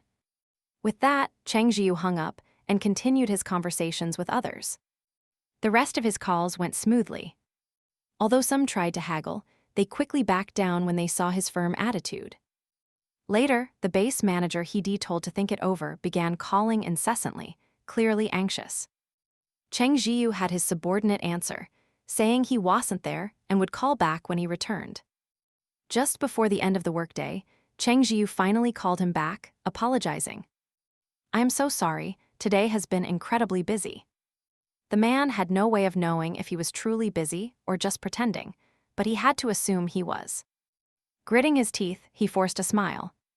"It's fine, I haven't been waiting long." "The price you quoted for the patent fee." "It's reasonable." "I agree." Cheng Zhiyu wasn't surprised at all. He smiled. "Good. I look forward to working with you." The man on the other end breathed a sigh of relief, afraid Cheng Zhiyu might pull another stunt. Thankfully, he didn't. After that, the major bases sent over their patent fees, and Xiaohe Base was bustling for a few days. Before long, production of Vaccine 2.0 began. Besides selling it internally, they also sold it to outsiders. Some smaller bases that couldn't afford the patent fee and had no need for the license chose to cooperate with the larger bases and purchase the vaccine directly. Cheng Zhiyu didn't mind. He had already earned what he needed to. There was no reason to hoard all the profits. After that, things settled down, and the base entered a period of stable development. One day, he and Cheng Mo were riding Xiaohe around outside. Cheng Mo was a little jealous of the creature, saying sourly, "It's not like I can't fly. It's daytime. If someone saw you, how would we explain it?" Cheng Zhiyu said helplessly. "Oh," Cheng Mo mumbled. "Hey, do you see that over there? Are those people?" Cheng Zhiyu pointed into the distance. Cheng Mo glanced over and nodded. "There's a group of people gathered there." Since it was Xiaohe Base's territory, Cheng Zhiyu descended, planning to ask what was going on. When the group saw him, they noticed his neat clothes and knew he was from the base. They immediately spoke up. "Don't drive us away. We won't cause any trouble." "Don't worry," Cheng Zhiyu said. "I didn't come here to chase you away." The group exchanged glances, all breathing a collective sigh of relief. Cheng Zhiyu asked them why they were here. The one who seemed to be the leader honestly explained, We want to join Xiaohe Base." Cheng Zhiyu frowned. "I haven't heard that the base is recruiting." The leader said, "They aren't recruiting, but we heard Xiaohe Base recruits every so often. We came over early so we'd be close and could get here faster." Cheng Zhiyu was silent for a moment, looking at the scrawny group. Don't you have a base?" The leader sighed. "Having one is the same as not having one. If we could survive at our base, why would we come here? We heard Xiaohe Base accepts ordinary people too, so we thought we'd try our luck." Cheng Zhiyu asked, "Which base were you at before?" The man said it was Dingyang Base. Dingyang Base was the closest one to Xiaohe Base. No wonder they were able to make it over. Cheng Zhiyu frowned and asked, "Does Dingyang Base treat you poorly?" The leader replied, "Sai, it's not that they treat us poorly. The base is still growing its own grain, so it's normal for them to prioritize the useful people. We've always lived like this, and it's actually been a bit better recently. Everyone got used to it. But then we heard about life at Xiaohe Base. Even if not for ourselves, we have to think about the kids. Who doesn't want a better life? Anyway, we're useless to our base." Cheng Zhiyu didn't think they were useless. Wasn't Xiaohe Base built by many ordinary people? Other bases might not see much value in ordinary people because they already have large populations, but for a base to thrive, it couldn't do without its residents. They might not care now, but they would once the residents started to leave. Dingyang Base wasn't exactly exploiting ordinary people, just favoring ability users more. Cheng Zhiyu couldn't really say anything about that. He shook his head and asked the group, "Then what are you eating?" Xiaohe Base wasn't recruiting residents at the moment, and he couldn't make an exception. The base had its rules. If he changed them on a whim, it would lead to chaos. Besides, if they made an exception and took people in just because they showed up outside of a recruitment period, what would happen if others heard the news and all came flocking over? Should they take everyone? Obviously not. The leader broke into a smile. Xiaohe Base is great. Cheng Zhiyu was perplexed. Why the sudden praise? The man said happily, we were worried we'd starve to death if we came.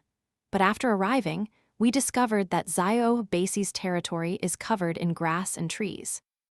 The grass is tender and really tasty. There's enough grass to eat, so we don't have to strip bark from the trees anymore. Oh, and there are locust trees here. The acacia flowers are delicious. Cheng Zhiyu, who had worked so hard to have people plant these trees and grass, was speechless. Seeing the expression on Cheng Zhiyu's face, the man grew nervous. Are we not allowed to eat these? Cheng Zhiyu said helplessly, it's not that you can't eat them, but you can't survive on this alone. The man replied, why not? This is already good enough. There's so much of it, we can eat our fill. Cheng Zhiyu sighed softly. Tomorrow morning, go to the entrance of Xiaohe Base. The man was confused. But Xiaohe Base isn't recruiting, right? It isn't recruiting residents, Cheng Zhiyu said. However, the base's construction site needs people. We can hire temporary workers first. Hiring temporary workers meant giving them work and paying them in grain, but they wouldn't be considered residents of the base. Coincidentally, the construction site was currently outside the base proper, so they wouldn't have to enter the inner areas. Besides, the construction site was indeed short-staffed. The lack of manpower was slowing down progress, so hiring temporary workers was a good option. He had considered this before, but worried that people might not be willing to come if he couldn't promise them eventual residency. But now, he realized he had underestimated Xiaohe Base and overestimated the other bases. Hiring workers. The eyes of the entire group lit up. Cheng Zhiyu nodded. Remember to go. But the children. Don't you worry, sir, we'll have someone stay behind to look after them, the leader said excitedly. Thank you for telling us this. We wouldn't have known about it otherwise. Cheng Zhiyu thought to himself, that's because this wasn't actually a thing. I'll have to make it one when I get back. He said, you're a welcome. Just make sure the children are taken care of. The leader nodded and bowed repeatedly in thanks. After Cheng Zhiyu and the others left, someone sidled up to the leader. This is great. How come we didn't hear anything about this before? The leader smacked him on the head. Are you really this dense? Because this wasn't a thing. They had been asking around about Xiaohe Base ever since they arrived. How could they have missed such important news? There was only one possibility. Huh? The man foolishly rubbed the spot where he'd been hit, confused. Then wasn't that man just lying to us?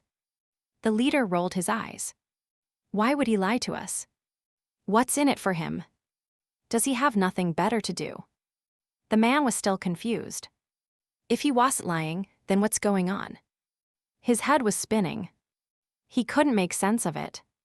The leader grunted, speaking with an air of profound mystery. That man just now was probably no ordinary person. It might not be a thing now, but it will be once he gets back. The man nodded in dazed understanding, then smiled. Well, as long as there's work and we get paid, that's all that matters. I can earn some food for my kid. It's fine if we go hungry, but we can't let the children starve. The leader nodded in agreement. He didn't mention that, when he was talking to Cheng Zhiyu, he had wanted to ask if the young children could do some work too. It wasn't that he was cruel. This wasn't the pre-apocalypse world where children were treasured. This was the apocalypse. If a child could do a little work, it gave them a better chance of survival. Which family's kids didn't do some work these days? But in the end, he didn't ask. The man had already been kind enough to offer them a way out. It wouldn't be right to push their luck. The leader sighed and said to the group, everyone, find a different spot to pull grass. Don't just strip one area bare. Got it. Meanwhile, Cheng Zhiyu and Cheng Mo continued their tour on Xiaohe, but they didn't run into anyone else. However, as Xiaohe Base's reputation grew, more people would surely come. Let's set up a patrol team when we get back. They'll need to patrol the territory outside the base every day, Zhiyu said to Cheng Mo. Cheng Mo nodded and praised him. Zhiyu, you're too kind. Zhiyu felt a little awkward. Don't say that. Why not? Cheng Mo asked, confused. You are very kind. He added, it's a good thing you're kind. Zhiyu looked at him. Why do you say that? Cheng Mo's lips curved. Because if you weren't kind, you wouldn't have picked me up. The thought sent a shiver of fear through him. He added with deep conviction, it really is better to be a kind person. It was true. Back then, when the apocalypse had just broken out, no one knew what tomorrow would bring. Few people were willing to take on the burden of a dog's future. After they returned, someone reported to Zhiyu about the group of people who had appeared in the base's territory and asked what to do. Zhiyu told him about the patrol team and the plan to hire workers. The person nodded and went to carry out the orders. So the next day, the leader brought his group nervously to the outskirts of Xiaohe Base. Sure enough, they saw a sign that read they were hiring workers for the construction site. The group was overjoyed. It's real. This is great. I'd be happy with just one steamed bun a day. I've almost forgot what steamed buns taste like. Just hearing you say it makes my mouth water. No one's laughing. We're all the same. Hey, the sign lists the wages too. Everyone's eyes lit up. Wages were a very important matter, and they all crowded around to look. Someone exclaimed, my God, if you complete the daily task, you get a whole gin of grain. I'm not seeing things, am I? 1 gin. That's not all. They also provide 2 meals. As long as we work here, we won't go hungry. But we can't take the food away. Heavens, with conditions this good, will we really get a chance? This can't be a trick, can it? What are you talking about? What's there to trick us out of? The only thing is, we don't know how much work the task involves and whether we can finish it. Who cares? Let's hurry up and register. Who knows how many spots there are? Reminded of the urgency, the group rushed to sign up. The person sitting at the desk reminded them, please form a line. No pushing. Everyone immediately fell into a neat line.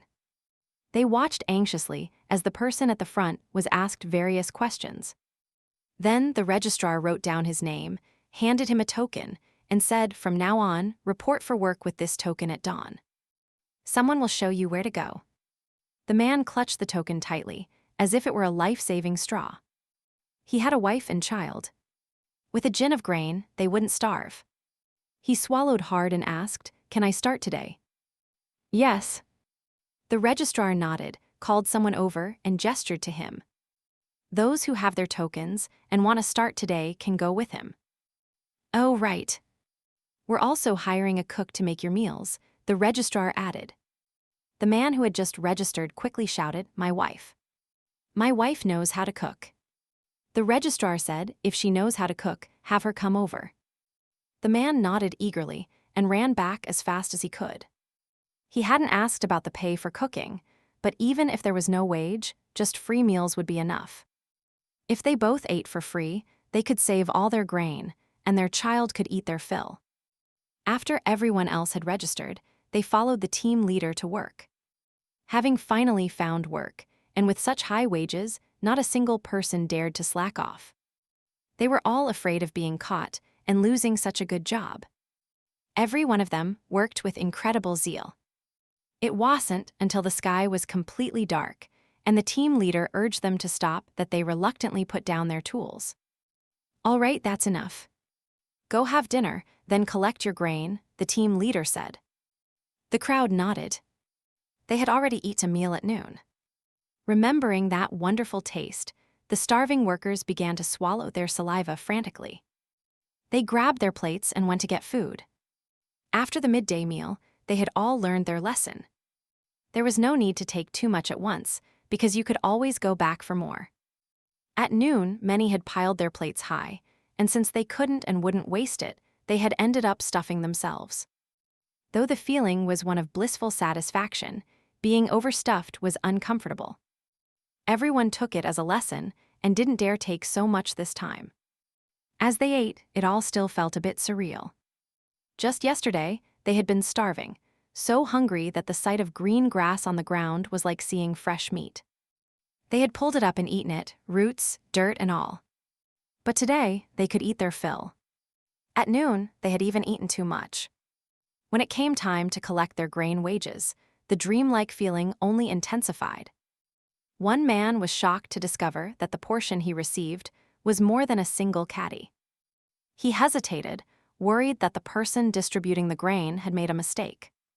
If he took it without a word and was found out later, he could lose his job, and that would be disastrous. After less than a day of work, he already cherished this job immensely. Outside of Xiaohe Base, there was no finding work this good. So, after a moment's hesitation, he spoke up. "Did you give me too much?" The distributor glanced at him. "You exceeded your quota." "It's the right amount." Everyone was stunned. They hadn't dared to ask what the quota was, thinking they would have to work themselves to the bone just to earn half a caddy. They never imagined the quota would be so reasonable. They had started working long after sunrise and had still managed to complete it. If they just worked a little harder, they might even earn more grain. At that thought, their hearts began to pound with excitement. But it wasn't over after they received their grain. The distributor announced, "Those of you working here can use your grain to rent tents and live on the outskirts of the base. We've designated a special area for you." Hearing this, some couldn't help but be tempted. Although the territory of Xiaohe Base was already safe enough, and there were no zombies, there could still be wild animals. Living on the outskirts of the base itself would be different. It would certainly be safe. Someone cautiously asked, "How do we rent the tents?" "1 caddy of grain for a tent for 1 month," the person replied. Before, this price would have been an astronomical sum. But now, it no longer seemed expensive. If they worked hard, they could earn a caddy of grain in less than a full day. Everyone was moved by the offer, especially since they all had children with them. The man who had first registered and called his wife over to cook walked alongside her. She was also carrying a sack of grain, and it too was a full caddy. A smile lit up his wife's face. "Mine is a fixed wage. 1 caddy a day." She was the only one cooking, and she also had to wash the dishes. She was busy from morning till night, so it wasn't an easy job. The man exclaimed, "That's already a lot. Let's rent a tent and bring the kids over." Their children were being looked after by an old woman they had left behind. They had agreed that each family would give the granny a handful of grain for her help. But no matter what, moving to the base's periphery would be a huge relief. Living out in the wilderness kept them constantly on edge. The next time Zhiyu rode Xiaohe out of the base, he saw that a section of the outer territory was now dotted with tents. Children were playing near them, watched over by a smiling old woman. The granny looked much healthier as well. She was all alone in the world and couldn't do heavy labor, so her only option was to help look after the children. When the others had discussed moving to the designated area on the base's outskirts, the old woman had remained silent, a knot of anxiety tightening in her heart. Once they were inside the base's territory, she feared the children wouldn't need her supervision anymore, and she would lose her only source of livelihood. Because of this fear, she had been reluctant to eat the grain shed earned watching the children over the past few days, hoping to save it to survive a little longer. As for returning to their old base, the thought had never crossed her mind. For one, she couldn't make the journey back alone. For another, it was a place of heartbreak. Her grandson had gone out on a mission there and never returned. To her surprise, as the families prepared to leave, they insisted on bringing her along to continue looking after the children. The old woman was stunned. "It's very safe there. Why would you need me to watch them?" Someone replied, "Safe is one thing, but what if one of the kids is mischievous and runs off where we can't find them?" The old woman didn't say anything, knowing it was an excuse. Any child who had survived this long in the apocalypse was bound to be obedient and sensible. Another person added besides, "We're busy working all day. How can we look after them? They can't go the whole day without eating, can they?" Hearing this, the old woman had to agree. Anyone young enough and capable of working, man or woman, had taken a job, since wages were calculated based on completed tasks. Some of the women were even more capable than the men. That left the old woman as the only one available to watch the children. So she had come with them. By looking after the kids, she had saved up some grain. Instead of crowding in with another family, she rented her own tent. Filled with gratitude, she took excellent care of the children. When one child's clothes tore, she rented a needle and thread from the base and sat mending the garment while keeping an eye on them. Zhiyu stopped some distance away, watching curiously for a moment. He was surprised to see the old woman sewing with a white thread that was a completely different color from the clothes. At first he thought, "Won't that look ugly?" But in just a short while, the old woman had embroidered a lifelike rabbit onto the fabric. The original color of the cloth served as the rabbit's eyes. If the white of the thread weren't so stark, it would have looked even better. Zhiyu was astonished. This old woman must have been a skilled artisan before the apocalypse. He found himself drawn closer. The old woman jumped, looking nervously at the two tall, well-built men. "What do you want?" Zhiyu snapped back to reality and smiled sheepishly. "Granny, we're from the base. We saw the little rabbit you're sewing and got lost in watching." Hearing that he was from the base, the old woman relaxed. It made sense. This was Xiaohe Base's territory. No one else could just wander in. The base's patrol team had been making daily rounds, driving away anyone dangerous. The only people they let in were refugees like them. But Zhiyu and Cheng Mo were well-dressed and radiated vitality. They were clearly not refugees. That meant they had to be from the base. The old woman had a very favorable impression of the people from Xiaohe Base.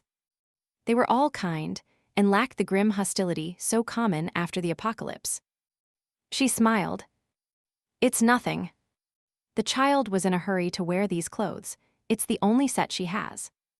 My needle has gotten quite rough." Zhiyu was amazed. After chatting with her for a few more minutes, he learned that before the apocalypse, she had been an embroiderer, and many people had paid high prices for her work. Later, as she got older and her eyesight faded, she had rarely worked herself, focusing instead on teaching apprentices. A highly skilled talent.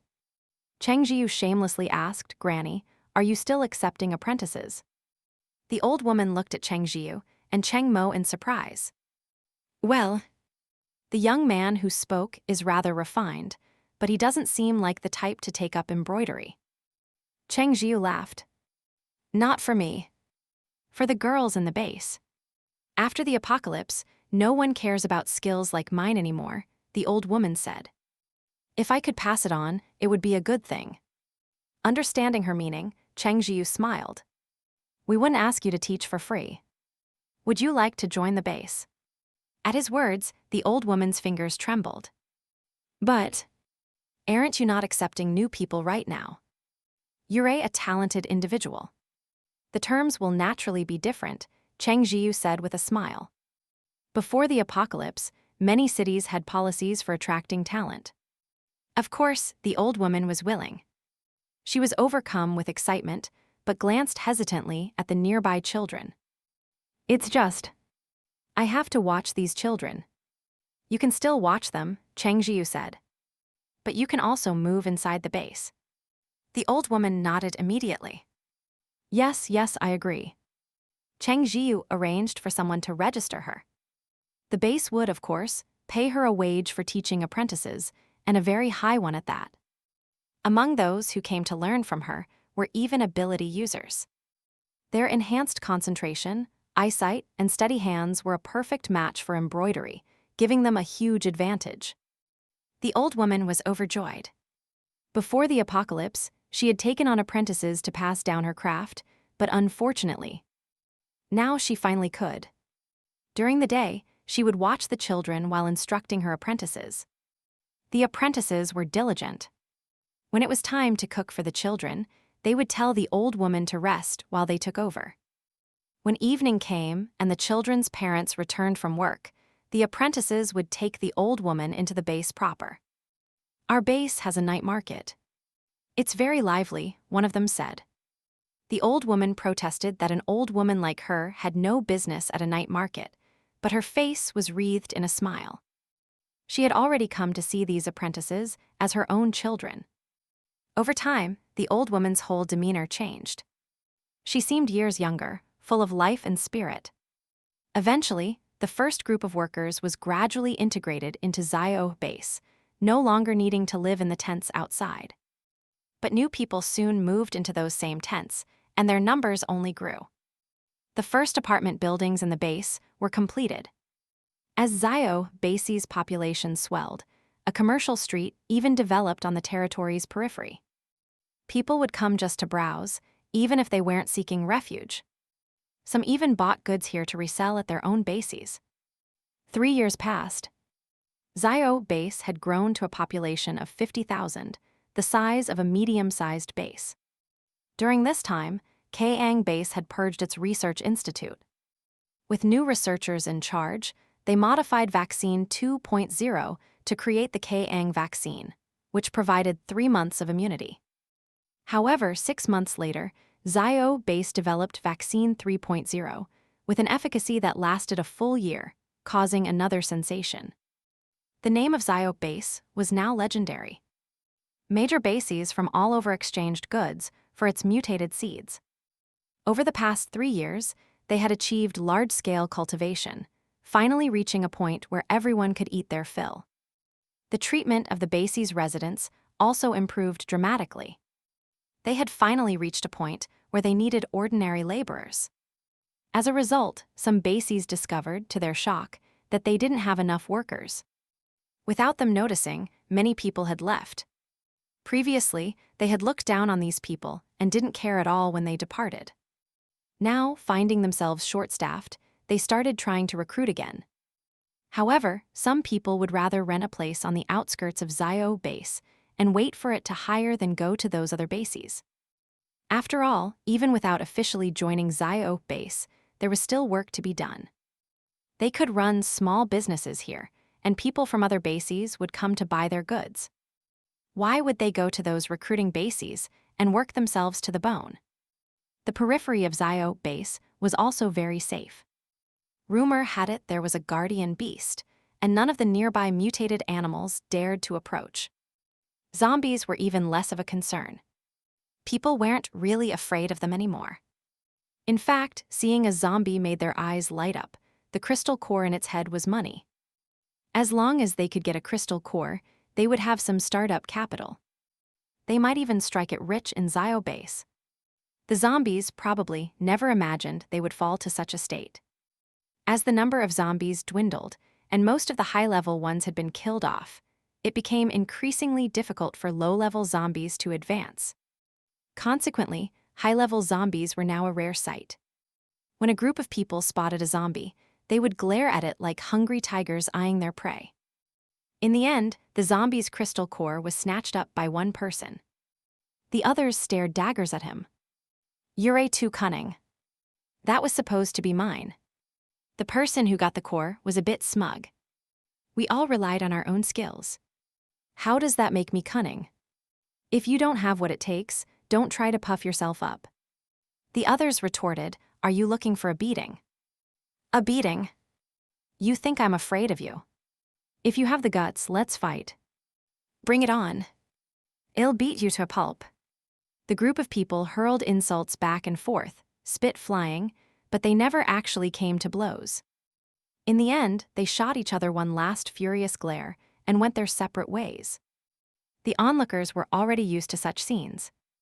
It wasn't that they didn't want to fight, but fighting was forbidden within the territory of Xiaohe Base.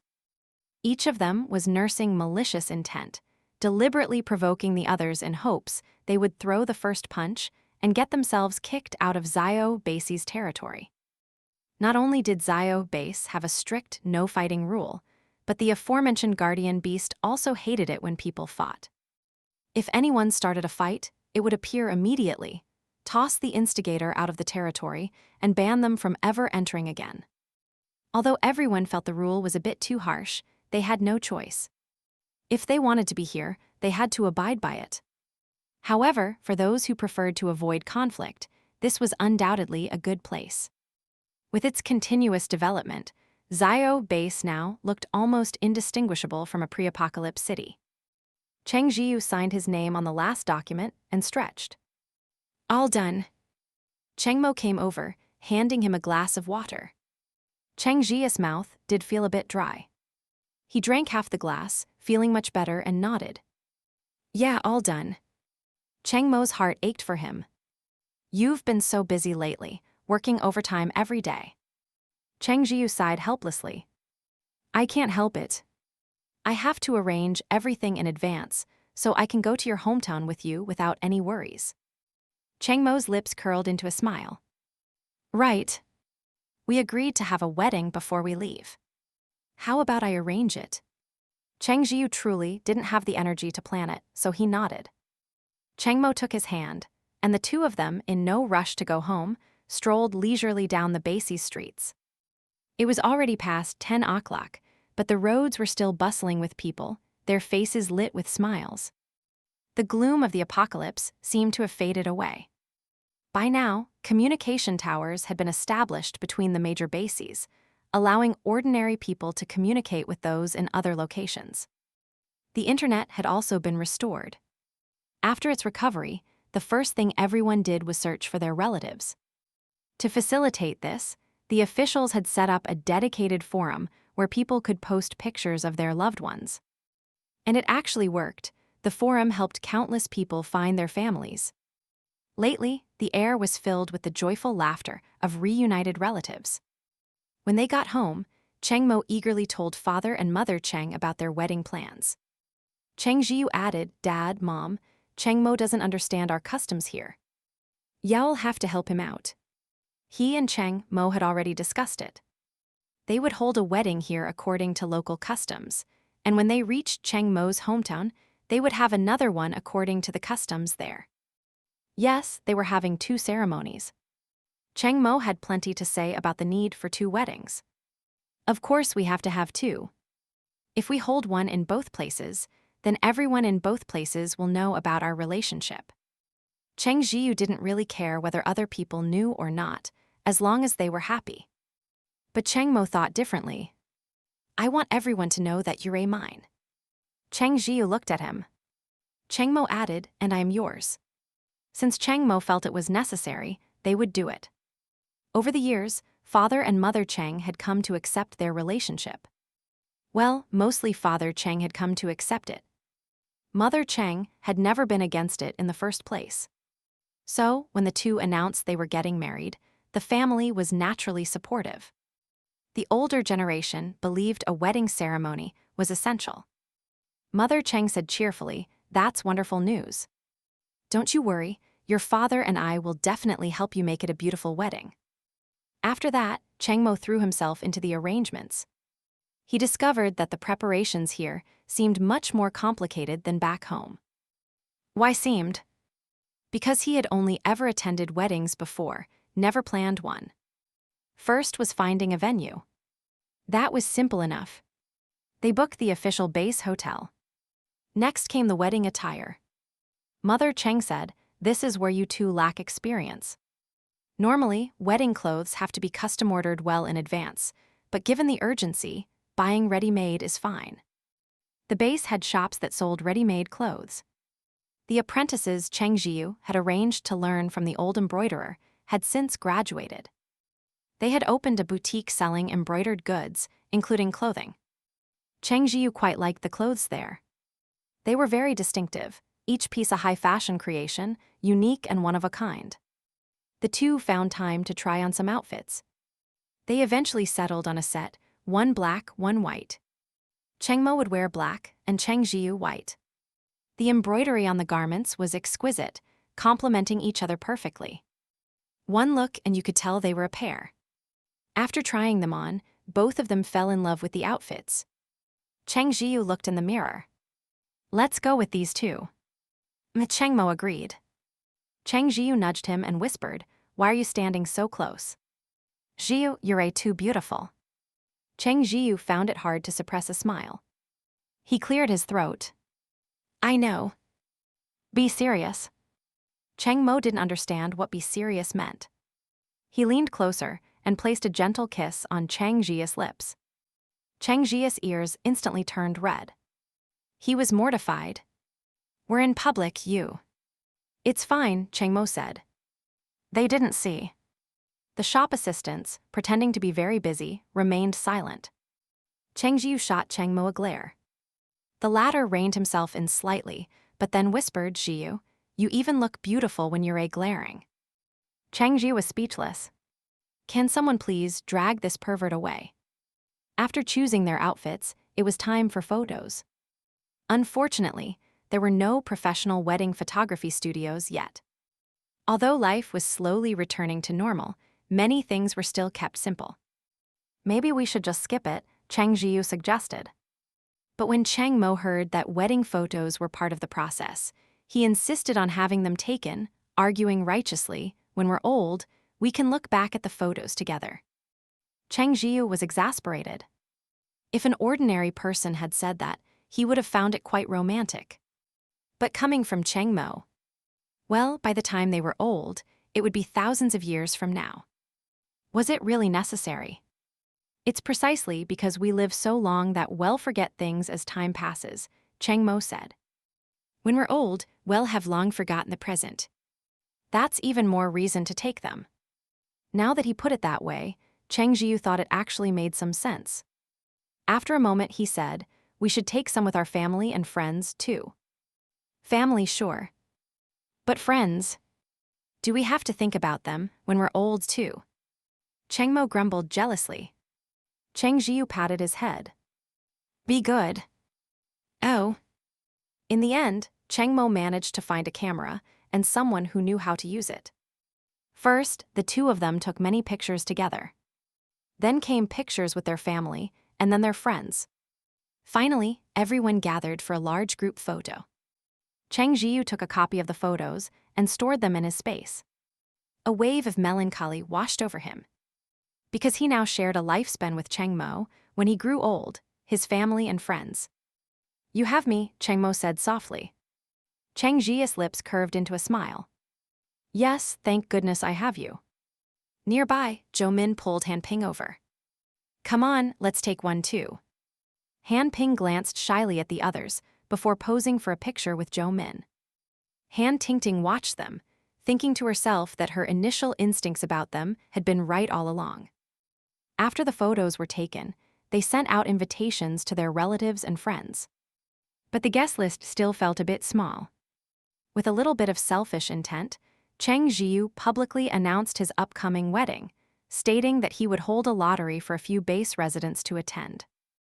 Those chosen wouldn't need to prepare anything. They just had to show up for the ceremony. The base residents had heard faint rumors about this, but nothing was confirmed. Now that the news was official, they weren't surprised. Instead, it felt like something that was always meant to happen had finally fallen into place. People flooded the post with comments. Pick me, pick me. I can perform a talent on stage. Sharing this lucky koi. Please, please pick me. Aza, I want to go too.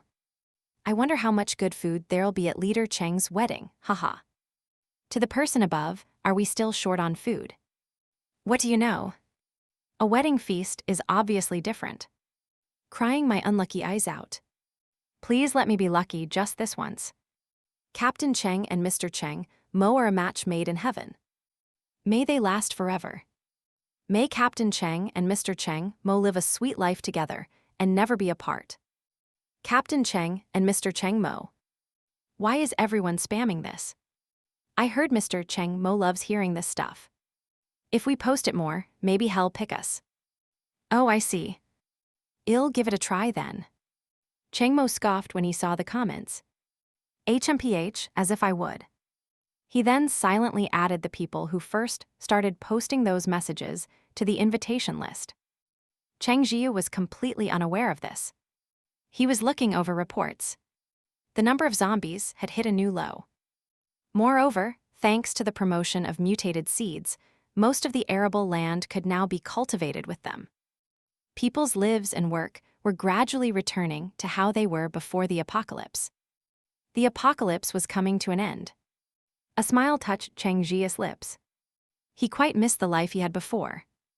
Now that the major bases were sending out teams everywhere to clear out zombies, it wouldn't be long before they were all eliminated. When that time came, the apocalypse would become a thing of the past. Xiaohe Base was exceptionally lively today. A curious onlooker asked, "What's going on today? Why is it so bustling?" The person he asked glanced at him. "You're not from Xiaohe Base, are you?" The man scratched his head. "Yes, how did you know?" "Because you actually don't know that Captain Cheng is getting married," the resident replied with a laugh. "Everyone knows. A lot of people were invited to the wedding. It's a shame I wasn't chosen." "Oh, I see," the man exclaimed in realization. "Then I have to go watch the fun." The wedding certainly wouldn't follow the procedures from before the apocalypse.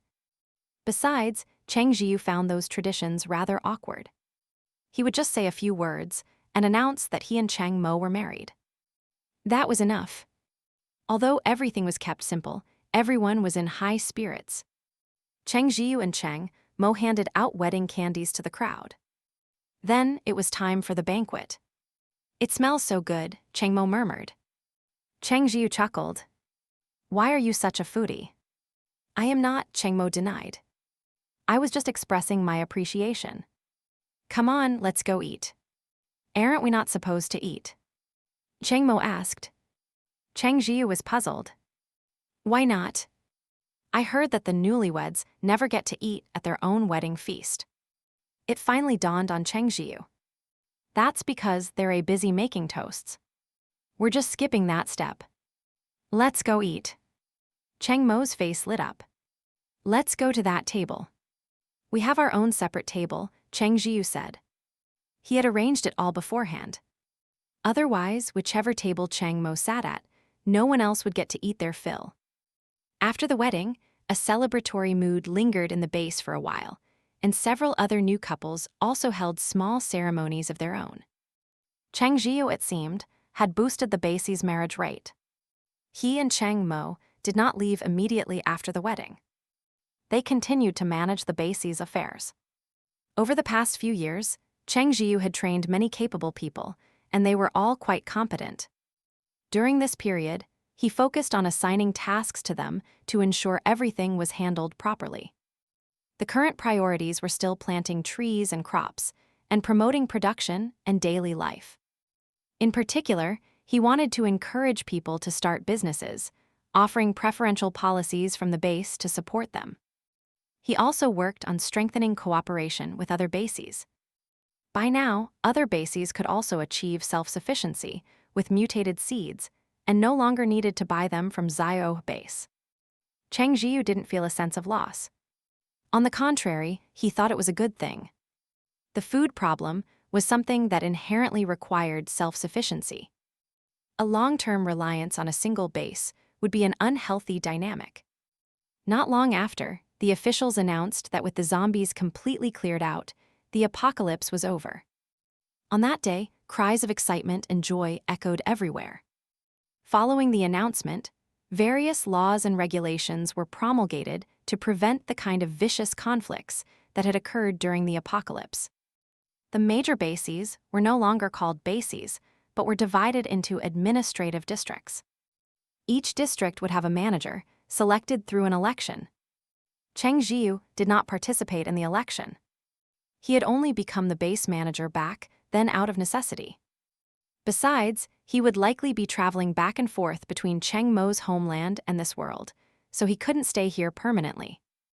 In the end, the person Cheng Zhiyu had been cultivating all along was elected as the manager of the Xiaohe district. His philosophy was very similar to Cheng Zhiyu's, so the future development of Xiaohe Base would not see any major changes. The area outside the walls was no longer desolate and silent as before, but filled with laughter and cheerful voices. They had overcome the hardship together, and the days ahead would be peaceful and smooth. When the Cheng family learned that Cheng Mo was an alien, they were stunned. They had thought their son had just found a boyfriend. Now, it turned out he was an alien boyfriend. Cheng Zhiyu had told them this because he wanted to let them know he was going to Cheng Mo's home for a visit. Cheng Jian was intrigued. An alien planet. Can I go? Due to cosmic laws, you probably can't, Cheng Mo explained. He and Cheng Zhiyu had formed a special bond. Otherwise, even Cheng Zhiyu wouldn't be able to go, and Cheng Mo himself might never be able to return after leaving. Now that he was an adult, he could no longer come to this world unless he suppressed himself back into a weakened state. The laws were in place to protect the people here. If travel between worlds was too easy, a higher-level galaxy would be fatal for this one. Of course, because he and Cheng Zhiyu now shared a unique connection, one could say they would live and die together. He could continue to come here, and Cheng Zhiyu could go to the Beast Race galaxy. A normal partnership wouldn't allow for this. Cheng Jian was a little disappointed to hear that. Cheng Zhiyu comforted her, "I'll bring you back some local specialties." Her spirits lifted immediately. Okay. The idea of souvenirs from an alien planet was very appealing. Cheng Zhiyu and Cheng Mo had already discussed it. This time, they would go to Cheng Mo's home, stay for a while, and then come back. For the foreseeable future, they would be based here. He wanted to spend time with his family and friends. When he no longer had loved ones here, he would live permanently in the Beast Race galaxy, though of course, he wouldn't abandon this world completely and would still come back to visit occasionally. Cheng Mo naturally had no objections. As long as he could be with Cheng Zhiyu, staying in the Beast Race galaxy wasn't a necessity. Beastmen were different from humans. For them, it was normal for parents and adult children not to see each other for decades. Some specific clans even kicked their children out after they came of age. If the child tried to return, the parents might even treat them as an enemy. Cheng Mo had educated Cheng Zhiyu on a lot of beastman culture. It seemed they still retained some beast-like habits. However, beastmen were ultimately different from beasts. Clans like the one Cheng Mo mentioned, where parents cut off all contact with their children, were almost non-existent now. Still, their family bonds were not as close as those of humans. What about the humans there? Cheng Zhiyu asked curiously. I don't know much about them, Cheng Mo said. But I've heard they're similar to you, though their lifespans are much longer than humans here. So they were still a bit different. Cheng Zhiyu's curiosity about the humans there grew. Before they left, Cheng Zhiyu also prepared many local products for Cheng Mo's parents. Cheng Mo said sourly, there's no need to bring them all that. They have absolutely no appreciation for these things. Cheng Zhiyu was speechless. We have to. It's common courtesy. Oh, Cheng Mo relented.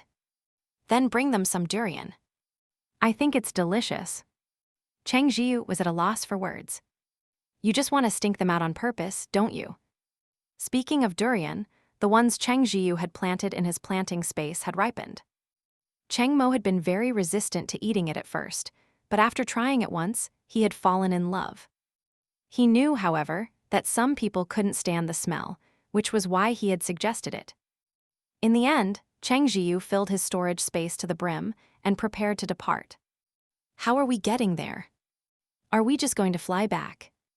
Cheng Zhiyu asked. Cheng Mo chuckled. You're so silly. If you fly directly into outer space, you'll be torn apart. Cheng Zhiyu pinched the man's ear. Cheng Mo laughed lightly. The token I gave you before, do you still have it? Of course he did. Cheng Zhiyu knew it was something very important, so he had put it in his storage space right after receiving it. He took it out now. As his fingers pressed against it, a brilliant light flashed, and the small token transformed into an object brimming with technology. This is a spaceship, Cheng Mo said. Cheng Zhiyu exclaimed. You just casually gave me something this important. If he had accidentally lost it, wouldn't Cheng Mo have been unable to go home? I wasn't an adult back then, so I couldn't activate the spaceship. Cheng Zhiyu knew about his trial. Then what would have happened if you had failed the trial? Failing the trial meant he wouldn't be able to grow his wings and become a member of the winged clan. Oh, there's a distress signal on the token. My father, the king, would have sent someone to pick me up, and then they'd take me back and laugh their heads off at me. Cheng Zhiyu was speechless. You really didn't need to add that last part. Regardless, the token was incredibly important. To just give it to him like that. What a fool. Cheng Mo, however, claimed he was being crafty. If you had lost it, you would have had to be responsible for me for the rest of your life. Cheng Zhiyu didn't know what to say.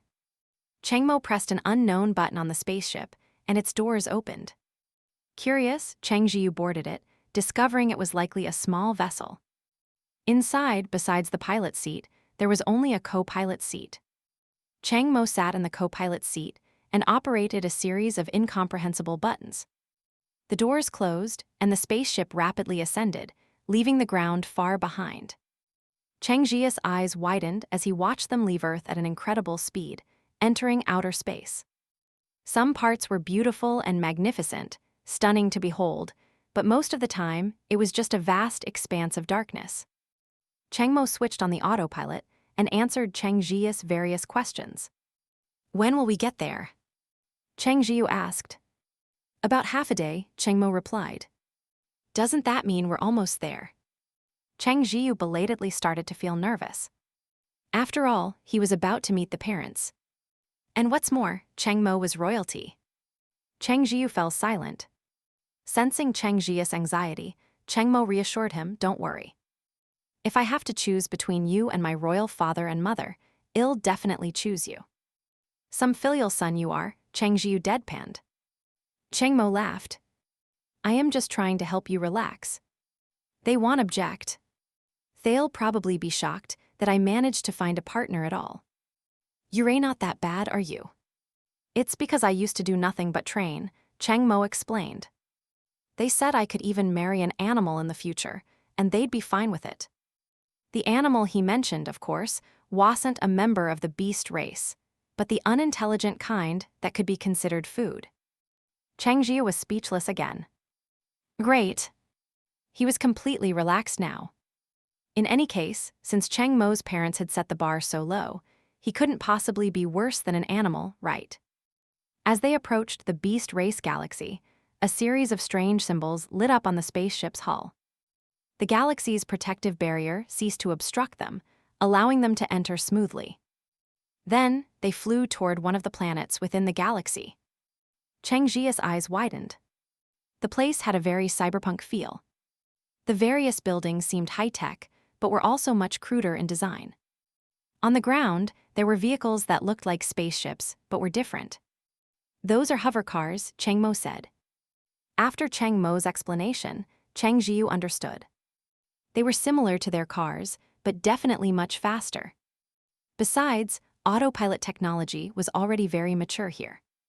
Hadn't Cheng Mo's own spaceship been flying itself? The guy was constantly asking Cheng Zhiyu for food, as if he wanted to eat everything before seeing his parents. But that was clearly impossible. There was an entire storage space full of it. As they entered the planet's atmosphere, a young-looking man glanced in a certain direction. Yar is back. A beautiful woman beside him smiled. Much slower than I expected. The man said he should have stayed away for a few more years. The woman replied, Skart, you're always like this.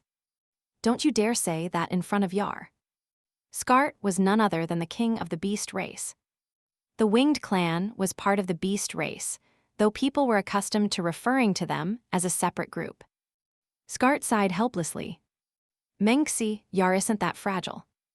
Compared to Skart, the father Mengxi was full of motherly love and firmly forbade him from speaking like that again. As they were speaking, the spaceship landed in the castle's courtyard. A few guards saw the familiar emblem and immediately stood by the spaceship, waiting for Cheng Mo to disembark.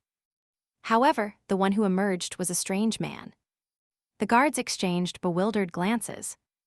They were certain the spaceship belonged to the crown prince and could even sense his aura from it. Being watched by a group of people, Cheng Zhiyu remained relatively calm and offered a small smile. Cheng Mo followed him off the ship, which then vanished on the spot. The guards snapped back to their senses and greeted him. Cheng Mo introduced him. This is my partner. The guards were floored. Just then, Skart and Mengxi arrived and happened to hear Cheng Mo's words. Mengxi exclaimed, "Oh heavens, what an adorable child." Cheng Zhiyu was confused. He looked around but didn't see any children. Then he realized Mengxi was looking at him. Cheng Zhiyu's smile stiffened. Staring at Mengxi's youthful face, he was momentarily unsure how to address her. Cheng Mo prompted, "This is my mother queen. The one next to her is my father king." Cheng Zhiyu blinked. He had learned the local language in advance, since Hidi told Cheng Mo long ago that he wanted to visit. Daily conversation wasn't a problem. He greeted them politely, "Hello, uncle and auntie." Cheng Zhiyu hadn't known what to call them, but Cheng Mo had told him to use those terms. Mengxi immediately stepped forward, looking at him with excitement and a touch of caution. "Child, you and Yar are really..." Cheng Zhiyu nodded. Cheng Mo puffed out his chest proudly. "Zhiyu and I have already had our wedding." Mengxi was stunned. She could sense that Cheng Mo wasn't lying. The bond between them was unmistakable. Skart, standing to the side, didn't quite get it. He asked with genuine curiosity, "Child, what on earth do you see in this rascal Yar?" Before Cheng Zhiyu could even speak, Cheng Mo shifted into his beast form and started fighting with Skart. Skart also transformed, and from the looks of it, neither was holding back. Cheng Zhiyu was flabbergasted. He looked at Mengxi for help. Who comes home after several years away and immediately starts a brawl with their own father. Mengxi, however, appeared perfectly calm, her smile still elegant. "It's all right, child. The two of them are always like this. A couple of warmongers. Come inside with mother." "No, with auntie. Let's have a chat." Cheng Zhiyu nodded. The two went inside the castle to talk. Cheng Zhiyu noticed the rooms were enormous, not just horizontally but vertically as well. It was probably to make it convenient to transform into their beast forms anytime, anywhere. While he was chatting with Mengxi, the two warmongers outside were fighting up a storm. The crashing and banging sounded like they were wrecking the place. No wonder the humans here refused to let the beast race in, he thought. Starting a fight at the drop of a hat. It was really too much to handle. A few hours later, the two returned from their fight. Aside from their slightly disheveled hair, they looked fine. Skart sat on the sofa and gulped down a large bowl of water like an ox. Mengxi asked with concern, "Yar, would you like some water?" "I don't want any," Cheng Mo replied. Then he turned to Cheng Zhiyu. "Do you have any of that mung bean soup you made?" "Yes," Cheng Zhiyu said. He brought out a large basin of mung bean soup. The beans were cooked until they were soft and sandy, sweetened with sugar. It was delicious. Skart instantly lost interest in his water. "Yar, what's this? Give your father king a bowl." Cheng Mo was deliberately showing off, and having achieved his goal, he said, Number Skart chuckled. "You little rascal." Then the two started physically fighting over it. Cheng Zhiyu took a deep breath. Seeing that the soup was about to be knocked over, he slapped Cheng Mo's arm. He then met Mengxi's gaze and gave an awkward smile. Mengxi laughed. "It's nothing. This father and son duo are just a handful. Skart, can't you act a little more like a king?" Skart said nothing and calmly had Cheng Mo divide the mung bean soup among them. Sipping the soup, Cheng Zhiyu was a little speechless. Dahai certainly had his childish moments before, but most of the time he was mature and steady. He hadn't expected him to become so immature after coming home. After drinking the soup, Skart and Yar were full of praise for how delicious it was, complimenting Cheng Zhiyu over and over again. Cheng Zhiyu felt a bit awkward listening to them. The mung bean soup wasn't the actual gift. He quickly explained that he hadn't brought out the real gifts yet. The two were very interested and said they were looking forward to it. Cheng Zhiyu took everything out. The couple was very appreciative. When Mengxi saw the desserts Cheng Zhiyu had made, she gasped, "Oh my, how lovely. They smell so sweet." The desserts the Duchess bought from the humans for a hefty price are nothing compared to these. "Maybe I can invite them over to see." Skart was also delighted, looking at the various meat dishes. I love meat. This preparation is much more refined. Zhiyu looked at the simple, rustic braised and roasted meats, wondering what was so refined about them. However, Cheng Mo had told him before that the beast race here usually just grilled their meat simply, sometimes not even cooking it through. By that comparison, his dishes were indeed refined. Cheng Mo said stingily, Zhiyu, don't take out any more. Leave some for me. Zhiyu found it amusing.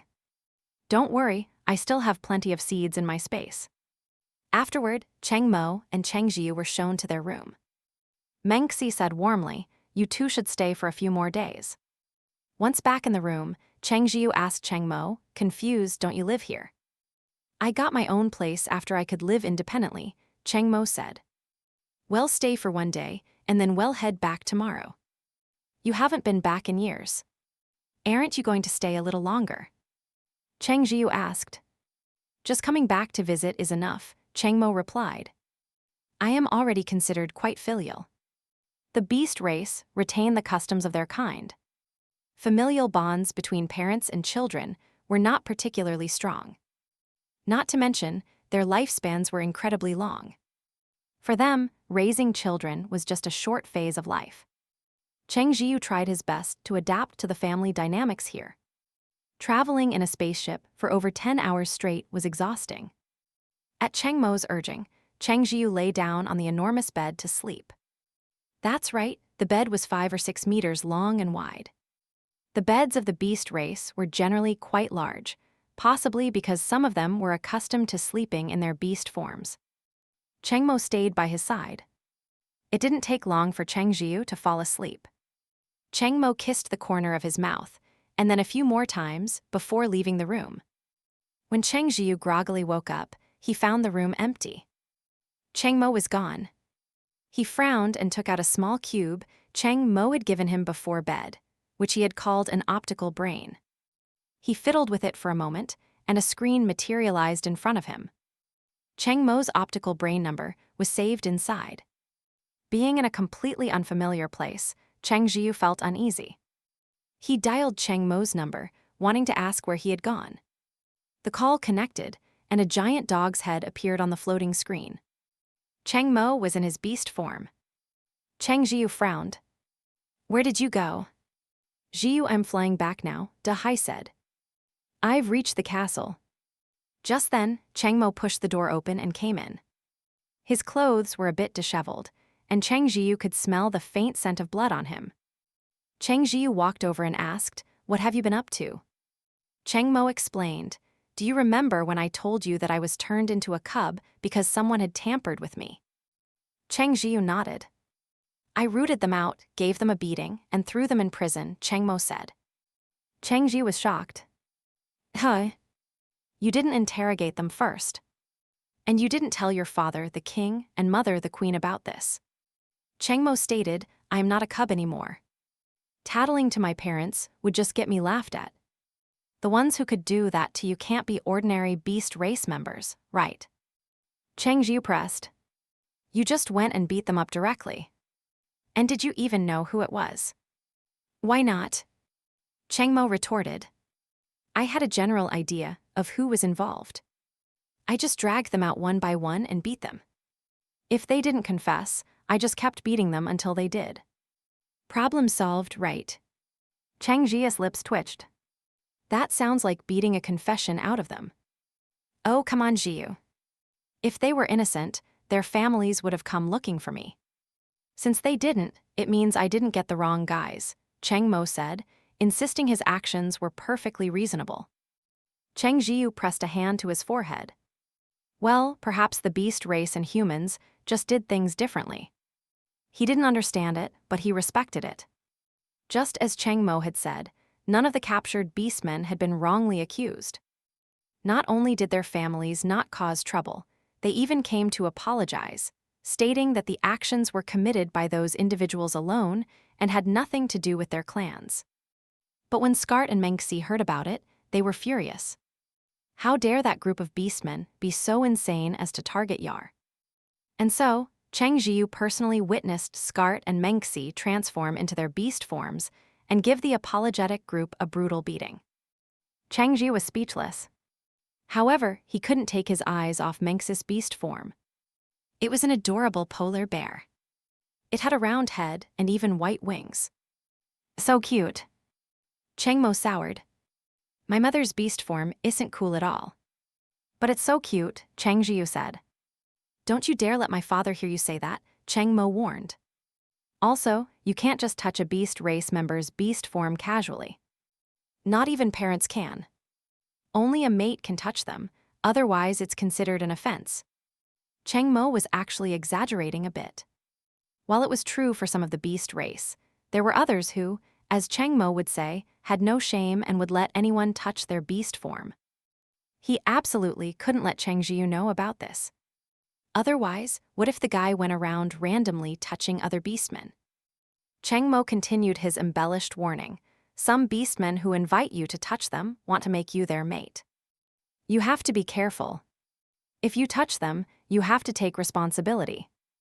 Some will even do this knowing you already have a mate. They often try to steal other people's partners.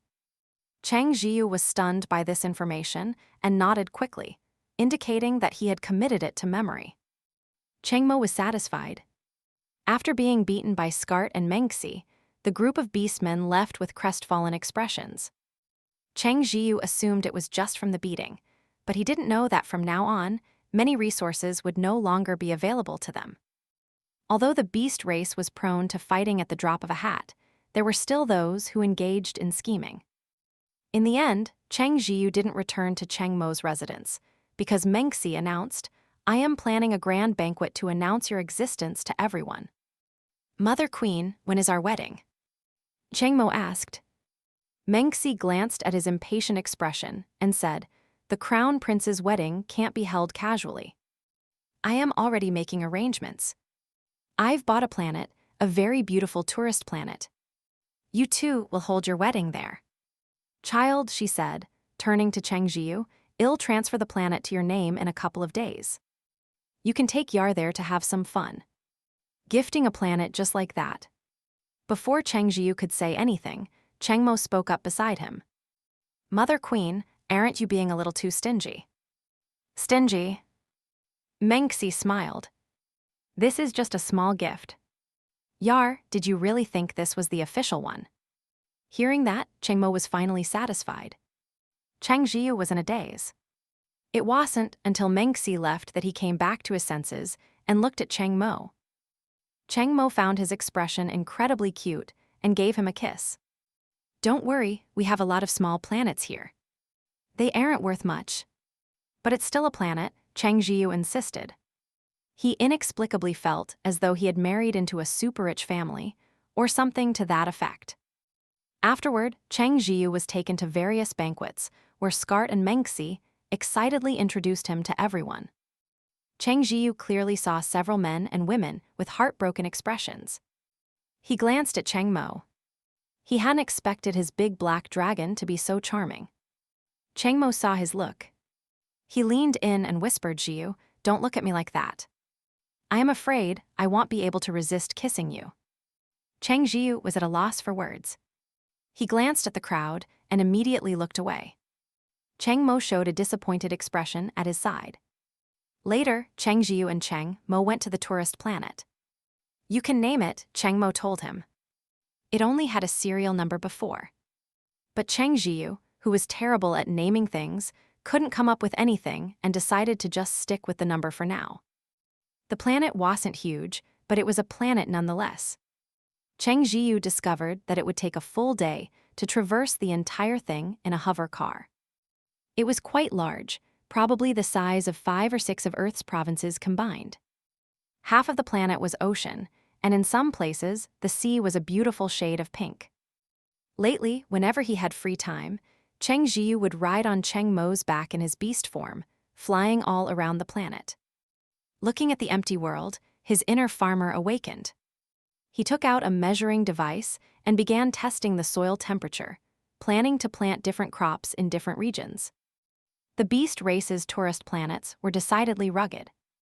Aside from having some nice scenery, they were completely wild, with almost no signs of development. He heard that visiting beastmen like to transform into their beast forms and live under the open sky. They enjoyed the feeling of being free from constraints, something the cities couldn't offer them. Thus, the tourist planets were meant to feel primitive. As a result, this planet was almost entirely undeveloped. Zhiyu felt this was for the best. If it were already well developed, his hands would be tied. As it was now, it was much easier for him to plan. He had originally been worried he'd have nothing to do in the beast race galaxy, but now it seemed his future life wouldn't be boring at all.